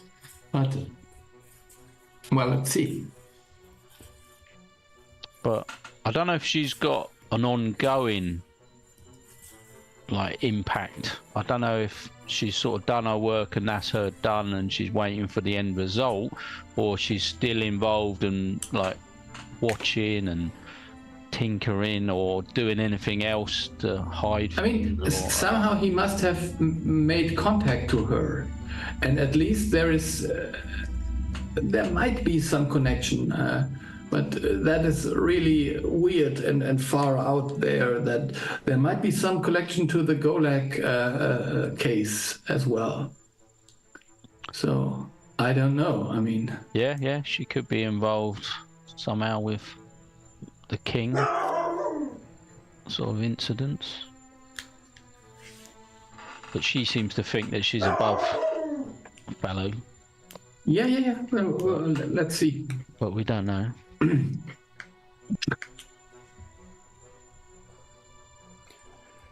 Miss Dumer, does that change your understanding, your perspective, having met with Mrs. Babwell? No, I mean, it crystallized the fact that this magic isn't all-powerful, in that it appears that if you're a bloodline, then it doesn't affect. But definitely a nasty setup. Yeah. I mean, Sally, there is magic that might even, I don't know, help you to achieve whatever you want or what you desire. And I still have this ring, I suppose. But it always comes at a cost, and I'm not sure whether you or me or anyone else is really willing to take the cost if we think about it in a clear mind. I think I'll pass for now. So, it will take a few hours for Basil to be going through these records. Are you heading back to the office in order to do so, or are you going to go and park, somewhere, enjoy some time in one of Paridar's many parks, the free coal-filled or soot-filled air to breathe in? I would not object it, because maybe we can try to find. I don't know how much time we have till Babwell comes home. Maybe I found something before then. So you're thinking just park somewhere and you sit at a park bench somewhere and go through the material? Yes. And I think it is, if Igor is watching me, what could happen, I mean. Okay. Yeah. Sally and Dr. Earthsprung, do you wish to do anything during that time, or just leave Basil to his business? Yeah. I mean, I probably want to keep an eye out, just so we don't get any prying eyes or anyone looking in, because Basil will be distracted while he's got his nose in the books, as it were. So I think I'll just be making sure no one's going to come by and have a look or interrupt. So I think be on bodyguard duty while he's going through it. So, but are you watching me very closely, or just loosely from? I'm watching everyone else very closely. Okay. To make sure they're not watching you. Yeah, I think when you come back, you would notice that Igor has some markings of chalk on him, where some red dots are and something is connected. Yeah. I'm sure it'll buff right out. You'll be good. Yeah. Okay, so then Basil. No. I mean, I'm using chalk. I think I can draw on him. He seems to be to have some kind of flat surfaces I could use instead of the board that I usually have. Yeah, I mean, he's metal, so I don't know if chalk would show up, but like a grease pencil would. Yeah, something like that. Yeah. All right. So then why don't Dr. Ursprung, if you're keeping a watch out, why don't you give us a perception check, please? And Ms. Dumer, if you're assisting with that, you can feel free to roll an assist. Hardly seems worth it. He's got his eyes on the ball. All right. So, Dr. Ursprung, as far as you can tell, there's nothing, people playing in the park, people meeting up, going for strolls. There's, probably a game of some ball sport going on somewhere. Yeah, Basil. I'm just concerned that there's always the potential of another unit instead of the IOU being put onto us or something. But there definitely is someone dressed in a dark suit with a white blossom in their lapel who seems to be watching you, but that seems to have been fairly common for a little while now. And they're keeping a safe distance away. Very discreet distance. You are... So, you rolled incredibly well for it, so that's really why you're finally noticing them, and I'm not sure whether that's something that's been going on for a while, or... Yeah, I mean, obviously we've got a bit of time here, so yeah, I'd have probably sort of noticed a bit more what was going on. But yeah, I won't interrupt Basil at this stage, but I'll tell him later. If you're okay with it, Kevin, yeah, and Adam mentioned it to Basil sometimes later, Basil would say, of course, they are there for, I don't know. What Dr. Ursprung could do is tell Ms. Dumer, I guess, while... Oh, yeah, definitely, yeah. And he's just the one, I take it. Just the one. I think this is... the way he's dressed, at least, seems very similar to how Golag described that guy in the carriage from when you were suspected of murder, Dr. Ursprung. So the investigation... Yeah, back in the time of the those fires at the church. Okay. So the Ministry of Internal Security. A man from this, indeed. Yeah. So, yeah. I'll just, I'll keep my eyes open for anyone else, but yeah, I'll keep an eye on him, definitely. So, Basil, what you find is that if you've looked over, I'm not sure you guys have had access to any of his engineering schematics or whatnot, but it seems that Dr. Babwell has kept his schedule almost as meticulously while simultaneously messy as his designs would be. There's lots of shit that's kind of written up in a corner and put it in somewhere and whatnot. He is very meticulous about everything from lunch breaks to whatever else. There are quite a few meetings with individuals that are put down. Some of it is with initials and whatnot, but you do find the first clear reference to someone named G. Fallow, or Fallows, is about 9 months ago. And your heart kind of, catches when you see it in there. And unfortunately, the first entry does not give anything further with it. Would you give us a perception check, please, Basil? Yeah, but just for reference, when did we have the thing with the esoteric order? What is this? That would have been last year, more than 12 months ago. Yeah, she's the already... esoteric order was before Dag on the Sea. Yes. Before the Patchwork Pauper. Yeah. So, with or without the investigation bonus? With the investigation bonus, definitely. Nice. 73. Really nice. So what you find, you almost miss it because he's written it on the side here. So you go through, you find about up until the end of this one, and remember this one it'll be about 2 months old because he keeps these in kind of 3-month increments. Up till around 2 months ago, it seems like there are sporadic meetings with Miss Fallow, more than would, more than would be usual, always in the evening. And one of them in particular jumps out at you because there is something jotted down in the same angle and in the same kind of cramped script, and is referencing something called Hunter House.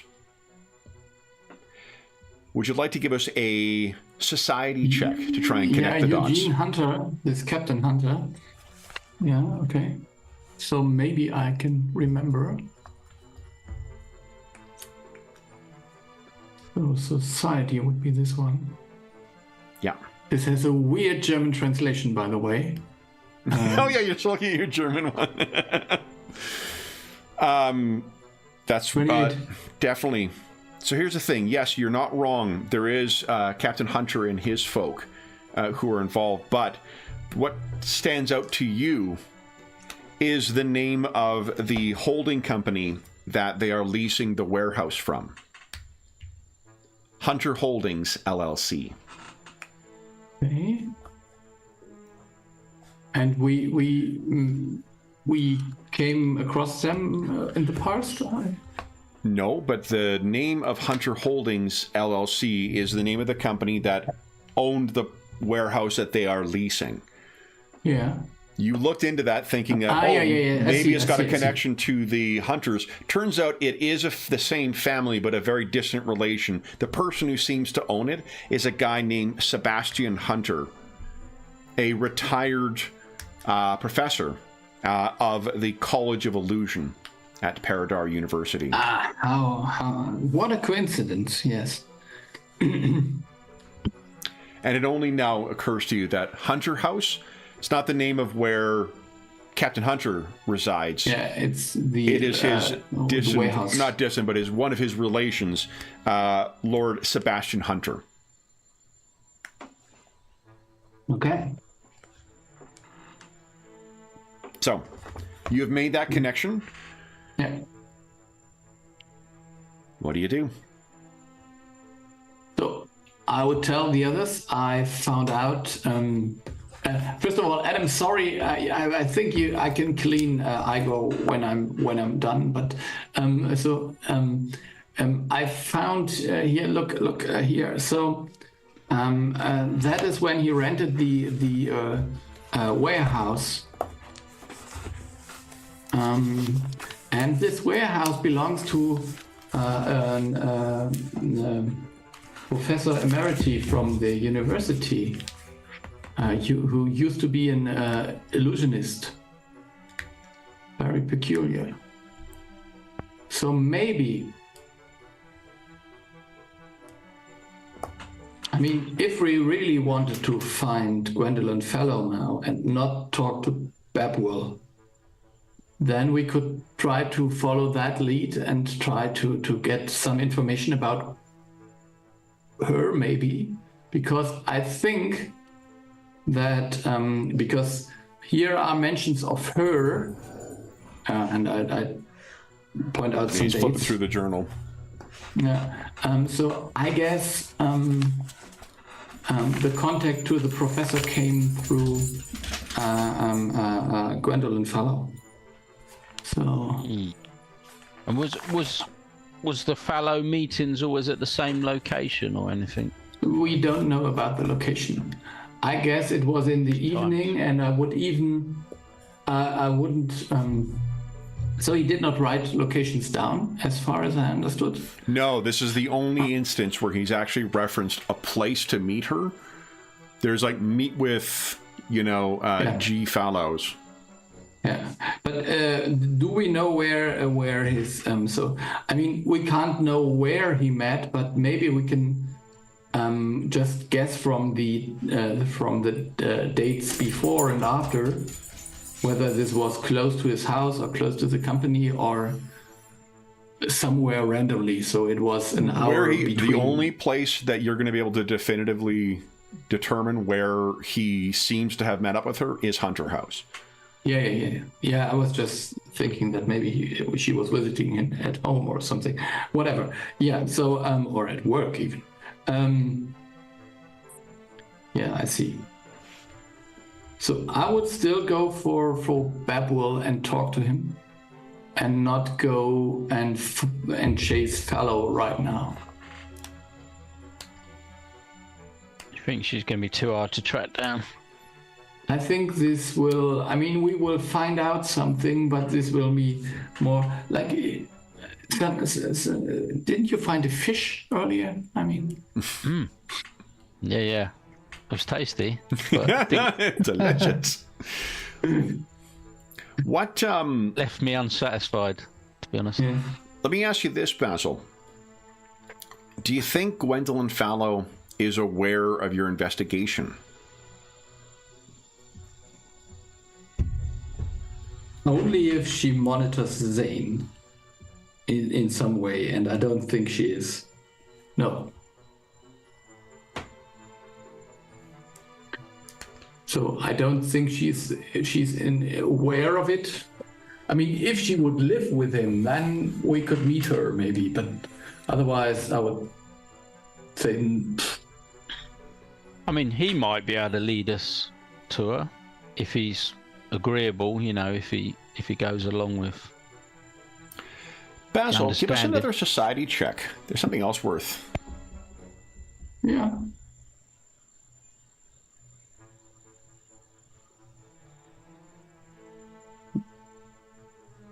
At 20. Oh, yeah. I can't get any better. This is my best skill. This is the best result possible I could roll. So one of the things that, as you're thinking this through, and you're thinking about, unless you're investigating Zane Saxon, it's curious in that audio that you listened to when he and Dr. Ransom were arguing. They didn't mention her at all. Even indirectly. Yeah. Saxon seemed to know and rant about them helping you guys helping him out. But Saxon didn't make reference to her directly, indirectly, or in any way that could be inferred in that. And neither did Dr. Babwell.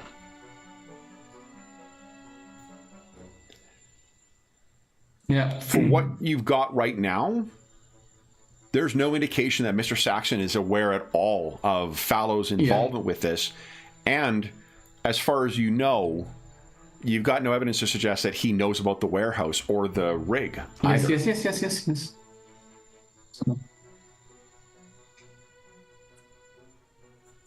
But what, I mean, so Adam, let me, or Sally, so what could we gain if we would chase the professor now? Well, there was no mention of him either, so is there any chance that he was involved in this ritual or the conjuring? This with Dr. Babwell? No, Professor Hunter. Yeah. So Lord, thank you. Oh yeah, so it's even a lord, yeah. Doctor's good, Lord's better. What's he? He's an illusionist, did you say? He was a former, effectively he filled the same type of role department head like Professor Galberry did, but in the College of Illusion. I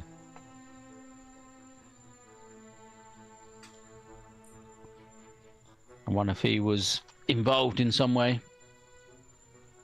Yeah, I guess he was, but I'm not. Maybe I'm just burying something here, but somehow I don't. I mean, okay, let me put it another way. I mean, he could be someone who could help us with the spell if he was willing to and knows something about it.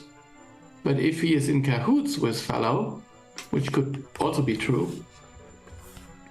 I think the only one that's got potential of helping us is Babwell himself. If, Yeah, it's at least direct, but other than that, I think we should we should have a visit at Lord Hunter's house at some point. Yeah. My concern is we don't know how long before this thing completes as well.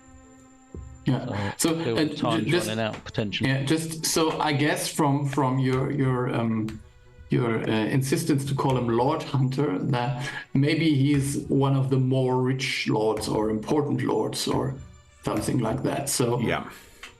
if that kind of person wants to have someone living in his house without someone knowing, that would possibly even be possible or something like that. So Definitely. That he is of the... I mean, he's a more influential one, but he's... Because he'd be the contemporary of Dr... I'm always going to get his name. Ravencroft? Raycroft. He's a contemporary, or like a... Not a contemporary, but like a peer of Dr. Raycroft, where he would be extraordinarily rich, likely involved during the war as well. And while they're a step up in terms of prestige, the last time you encountered Gwendolyn Fallows, she was preying on the aristocracy. yeah. Maybe preying is too generous of a word. Yeah, as you put it, in cahoots with the aristocracy. Any other questions, Basil? You roll a nat 20, so like I'm trying to give you as much as I can. Yeah, from but that, I think this is an interesting story to look into a little bit later. That's just my guess, because now there are all these interesting things to chase, like Golek is chasing his shadow symbols somewhere, and the people that went missing, and Sally, I don't know what you're chasing, but maybe something, and so on. So, Basil, let me ask you this then. I asked you before whether you thought that Fallow had any involvement thus far. What do you think would happen if she knew that you were involved?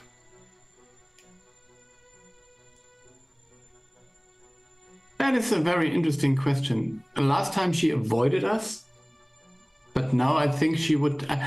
She wants to get revenge on us, shouldn't she? I mean, that would be a natural reaction. I would guess. Well, look, she's there. No, I don't know. I don't really know. I mean, I think if she sees herself in a position of strength, she would likely try to really get us off that case, possibly even that if possible. But I don't even understand what's in it for her. I mean, that is a thing that I'm concerned about as well. Why would she help him? I think she wants to use us. Once this is done, Ransom's dead. She's got this. Yeah, she's the only one knowing about it. Yeah, so and she can use whatever it, yeah. she wants. Yeah, because not even Zane knows about it. He's built it for her, basically, and she's going to use it. That is a very strong and good motive. Yeah, I agree. Adam, you solved the case. So hunting her down does seem to be rather pressing, because we know she's up to no good. She's bound to. She is dastardly.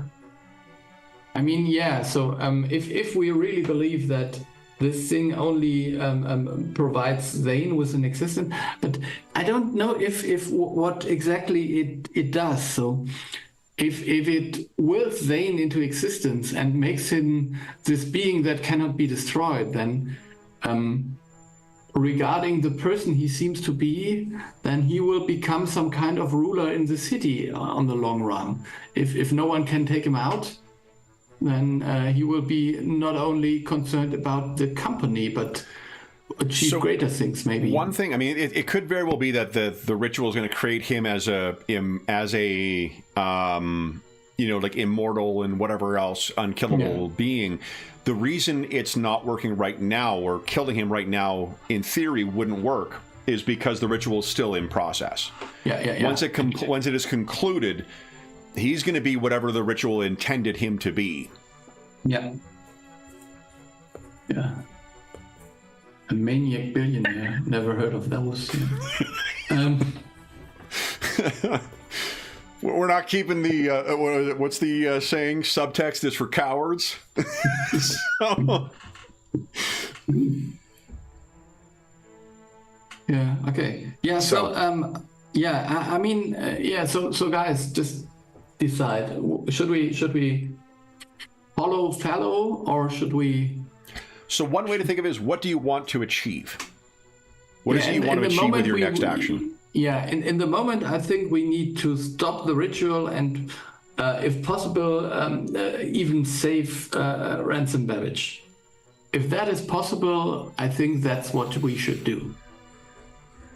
Because we are not, I mean, we are like stopping Doomsday just by small steps, just pushing it a little bit out further, and then be concerned about the rest. I mean, otherwise we would risk that. I don't know. There might be a lot of casualties along the way because we don't know what the ritual does, and maybe it is completed even before we find her. How sort of confident are we that the professor's going to come up with something? How confident did he sort of seem when we dropped him off? I don't think he's. I think it might be something to help us, but it might come at a cost. Did he, when we sort of said goodbye to him and dropped him off, did he give us any indication on whether he thought they'd be able to find something? He was, for most of the time, unlike the first time when you guys went flying along, he was so enraptured by it and whatnot, and this time his nose was, I mean, he doesn't have a nose, but it is his what would pass for his nose in a book the entire time, and he was calculating things down. So when you dropped him off, he seemed to hustle inside, so he may have something. He at the very least seems to think there's something that can be worked on. Yeah, but come on, I mean, what could happen if we talk to Babwell and he says no? Would it? The only thing that I mean, do we have to tell him that we know where the thing is? Okay, so what are we going to say to him? That would be my thing, because it's who are we endangering by speaking to him? Because Saxon's going to know straight away. He's going to. Yeah, Saxon knows that he's somehow been talked to, and he's somehow, but he will take some time to be here. Yeah. So we will have a couple of minutes, and if we can get him to the carriage and come with us, then we might get him away.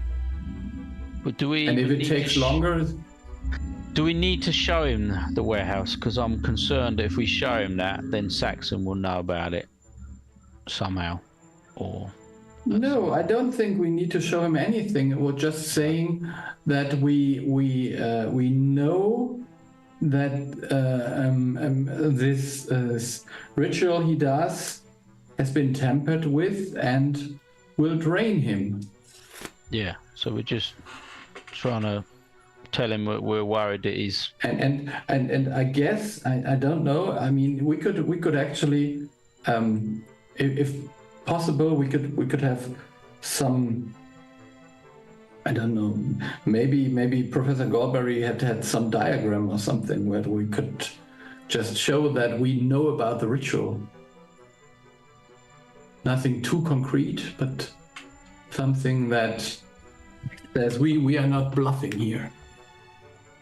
We just want to know how he reacts, I guess, when we speak to him. You know, whether he didn't know this was going on, or I've been trying to find someone to help me, or go away, I'm not interested. You know. And I think I should not be there. I should not be there. You should talk, you and Sally. What? Because you've spoken to him before. Yeah, and he will react very, very aggressively if I'm there already. I mean, me and Sally have spoken to him before, but Yeah, but I think I claimed that we had a common friend, and I don't know if he heard the irony in Gwendolyn Fellow. okay. So- Oh yeah, you did mention her. Yeah. Yeah, we don't want to mention that name again.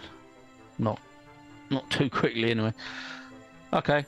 Well, let's go and speak to him. See what reaction we get. Where do you wish to speak to him? You may remember the last couple of times you've followed him, he seems to work late in the office and then arrive for a late supper. And when he was in the office, he was on his own, was he? Pretty much. He was, but the last time that you saw him, Saxon seems to stay as late as he does.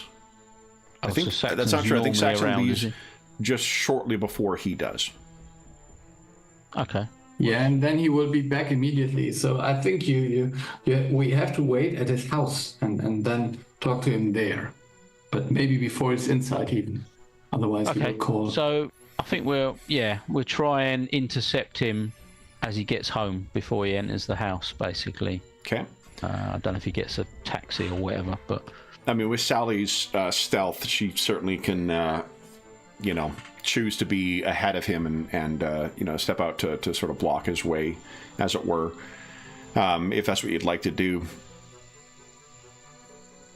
I'm not casting aspersions on your ability to stealth, Dr. Ursprung, but, yeah, I did wonder why past conduct is typically a predictor of future behavior. chose Sally instead of myself, but So tell me how you'd like this to play out then. Are you following him from work and then doing that, or are you just sort of sitting out and... I think we just sit it out. Staking out. Just stake out his house, yeah, Okay. basically. Are you...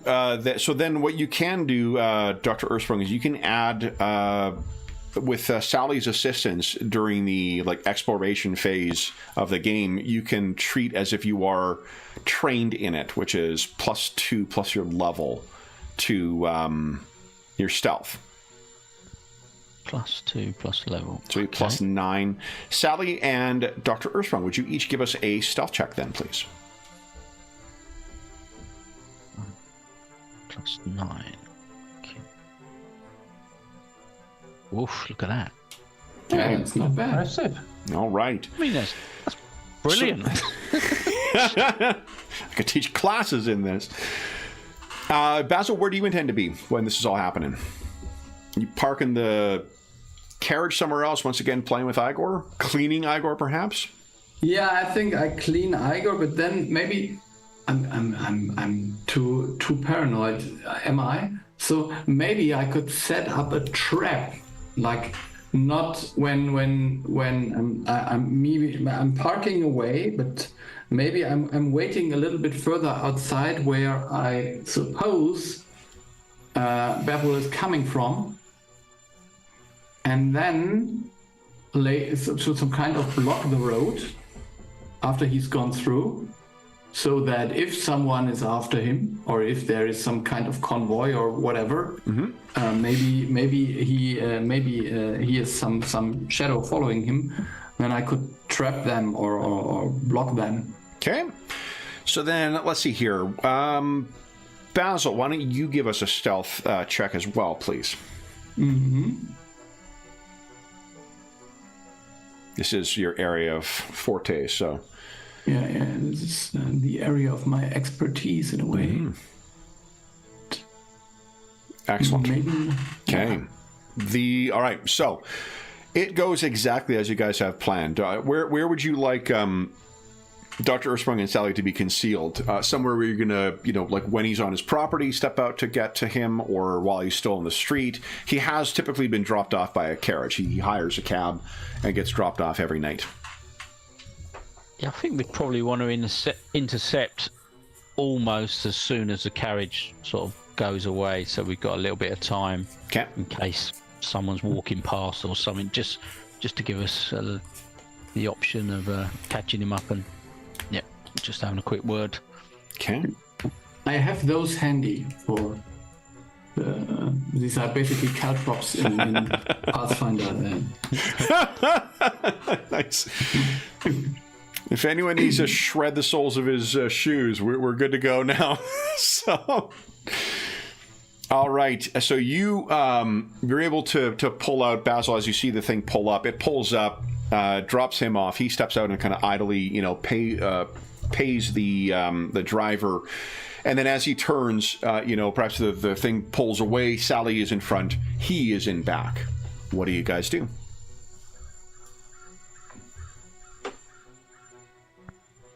Did you want to lead this, Sally? Because you're probably a little less scary of an evening intercept mission. You've got rather a slicker tongue than me half the time. She also has the, what do you call it? We haven't talked about it in a while, but her motes of light on her body can also, illuminate or turn off at her pleasure, so she could just suddenly, be there. Yeah, let's stop for a moment and look at the picture of me as well, and just see if that's something you want something popping up next to you in the dark. I think she's very calmly. So, if Sally, you're going to be the first impression, why don't you give us a diplomacy check, and then Dr. Earthsprung can assist if needs be. Let's go for a big. Well, so not bad. Pretty amazing. What do you say, Sally? Dr. Babcock. Babwell. The Babwells. Well, Babcock's a... No, he was the guy I knew at school. Engineering name. Yeah. Easy mistake to make. My apologies, madam. But... So he kind of is startled by it, and then, ooh, Dr. Earthsprung, that's like 2 off do you remember me? from a critical success. You want to aid? Yeah, why not? Give us a diplomacy check, please. DC is 15 for aid another. Would you like to hero point that? Yeah, I think I'm glad that was the first roll. He slams his cane into the back of his knees. There you go. Oh, 1 off from a critical success. But I think, does aid give +2 now, or does it give +1? +1 normally and +2 on a critical success. Yes, Got it. Okay. Yeah. All right. Still pretty darn good. So he turns around and he says, "You were at my office."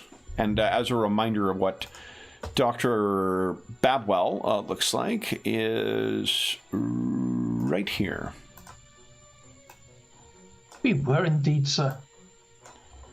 And he looks behind him and sees Dr. Earthsprung standing out in the street where the carriage rolls away. Yeah, and you may recognize my esteemed colleague, Dr. Earthsprung. You were the engineer. I've read some of your work, sir. What's this about? Dr. Earthsprung, you need not make a roll for it. He's looking even more haggard than the last time you saw him in the street, like the gaslit steam light or gas powered street lights are not really flattering lights to see him in, but he looks ghastly in this. We'd like to have a quiet word. May you join us for a short walk? And I'll sort of gesture to walk past his house. He looks back and forth between the two of you. What is this concerning? Your health, sir. I'm concerned. We need to discuss some matters. Please, join us. So that's the kind of thing that could, in the dark of night, could appear both as a genuine, expression of concern for someone's health, or could be seen as a threat. He takes it as the former. Because that was a pretty good diplomacy roll. So he looks between the two of you. Dr. Earthsprung doesn't even think that way, so he can never see anyone taking it any other way because he's too naive and too trusting of people, probably. So he says, very well, a brief constitutional before dinner. Yes. He turns and begins walking with you. Who is it who has alerted you to my health, sir?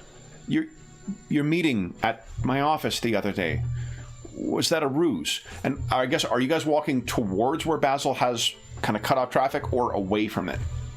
Away, I think, yeah.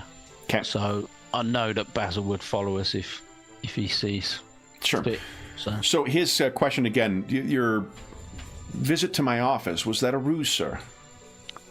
In some ways, I am very interested in your work as an engineer, but I am here now on a more investigation and physician basis. He kind of stops. Were you with those other people? Other people? A Yasaki and an orc. They came to my home. And I'll just change the subject straight away and just say, Isabel is very concerned of your health after the disappearance, or not the disappearance, the death of your close friend, Mr. Carter. He's a bit taken aback by that, and he looks... So you were with them. Bella's involved with this. How?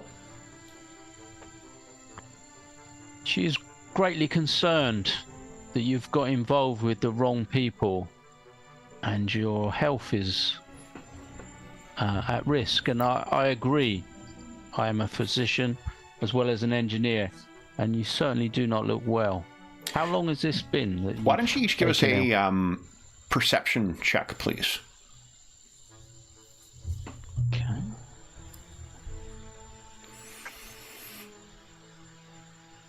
Yeah, both of you can tell the look of one. He's, when you mention the phrase, get involved with people you shouldn't have, there's just a look of, an incredible look of guilt and weight that comes over him. Like, and given his physical condition too, it makes him look like he may very well collapse. Yeah. This ill health, is this maybe a month or so you've been suffering? His eyes dart and meet up with yours once again, as if you needed any further answer.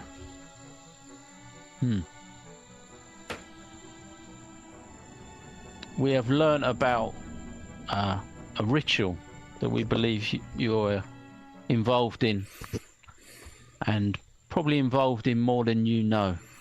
There's a brief moment where you see him kind of turn, and as if he's trying to assess whether he can, run or get away, but not the kind of panicked, like about to run. You can see he doesn't likely have the effort in him in order to do that. He looks back. Did Bella tell you? Does she know? She has suspicions, or she's convinced that this Mr. Saxon is not who everyone else thinks he is. He wasn't there a few weeks ago. Almost as if he'd been conjured out of thin air. He's holding eyes with you. How do you know that? We want to help you. We've seen evidence of someone that we've encountered before, and rituals that could lead to the summoning of a creature that could be hidden in this Zane Saxon's appearance. Is her name Gwendolyn Fallow? That is the name that we believe is involved. We have seen evidence of a letter between you two.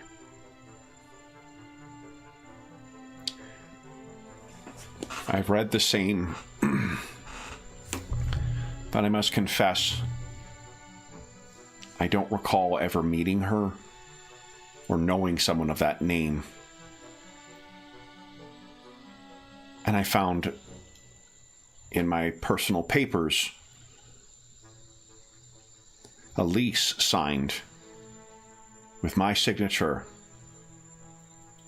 and I have no recollection of having ever leased any property. Have you been to that property? And he looks at you. No. We have. His eyes go wide. What's there? That is almost undescribable. You must have been involved in the making of machinery. How would I describe it? What were we calling them? Artificial mind. Was it artificial mind? Is that what we were Calculation engine, I think is what we were saying. Oh, calculation. Yes.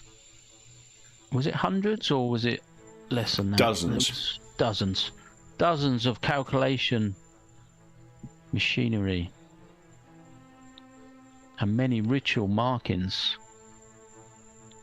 connected to them in some way. You have no Magic. recognition of this. No.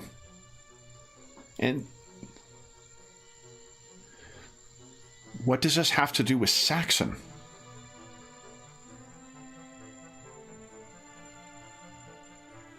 What is your memories of Saxon and his He's been involvement in the involved. company? Carter and I have been involved with Saxon since the start of our Babwell Logistics and Engineering. He was a... Carter had the money and the drive. I brought the expertise, and Saxon was our business expert. The business would not have succeeded without his input and involvement. Business is a bloodier enterprise than what we had, than what we knew. He was the one who helped us succeed. I know of at least two people that are fully convinced that Mr. Saxon did not exist more than a month ago. The color drains out of his face, and he is barely able to kind of croak out Vernie. And one other. Bella? Your sister has been well, she's been hunting for someone to believe her. We believe that this Fallows, or someone involved with this Fallows, has created this creature, and somehow with the use of your machinery has created Saxon and almost written them into the history books. He staggers back and seems almost about to fall. Like, if you don't get him to sit down or hold him up, he's going to I'll collapse. steady him and take him to a bench or something. Sure. So you bring him over and sit him down, and he's just got a 1,000-yard stare, you know. As I feared, I didn't think you'd fully understand or know what you got involved in. What? I can show you if you want to see more. I can't remember, Dr. Swan, did you take any designs or drawings of the... Of what was there? I know that Professor Galberry did. I did a very brief, I think, to show the professor. Yeah, so if he you want didn't to take sort that of out... believe me. Yeah. So yeah, I'll show him the rough ones I've got. Sure, he takes out... His hands are just trembling. Did you not supply these to somebody? These... You've been making these devices? And his hands are trembling as he's pointing at the designs. These are mine, but I have never built these. These are in a theoretical state. And he seems almost panicked in his insistence of it. You saw these? Dozens. His whole body is trembling at this point. He's like, what have I done? I'm the only one who could have designed such things. These only exist in my mind, you see. What have I done?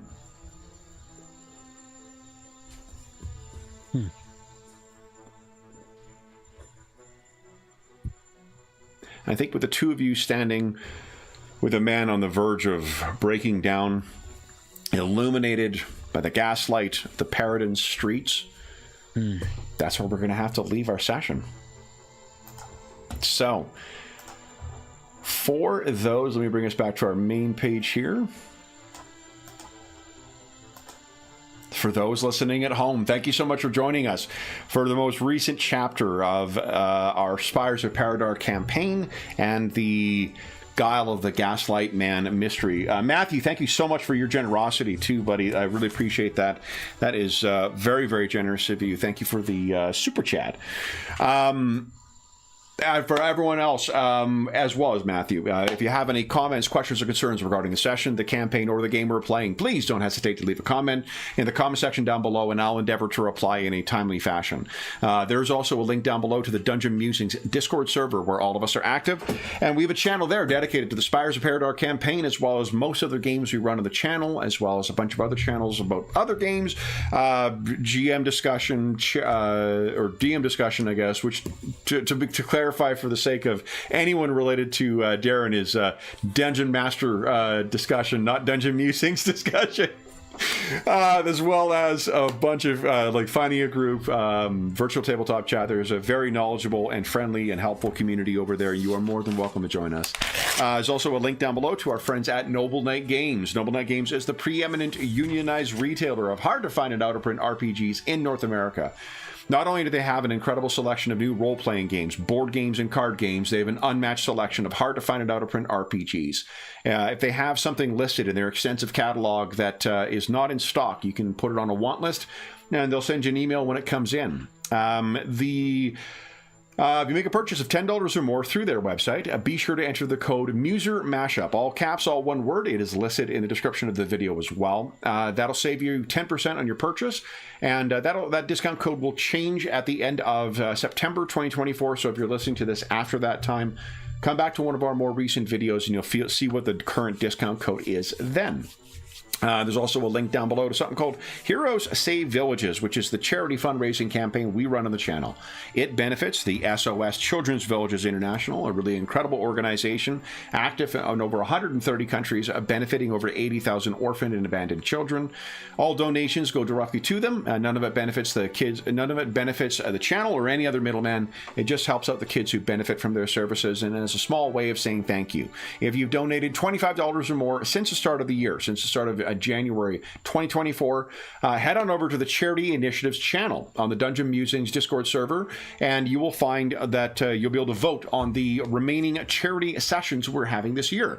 We are running a series of mashups where we're taking classic RPG campaigns or modules and running them with games they're not intended to be run with. Our next one up in a couple of weeks' time will be playing the Call of Cthulhu classic Masks of Nyarlathotep, and we'll be playing that with Lex Arcana, the fantasy investigation Roman era RPG published by, I can't remember who does it now.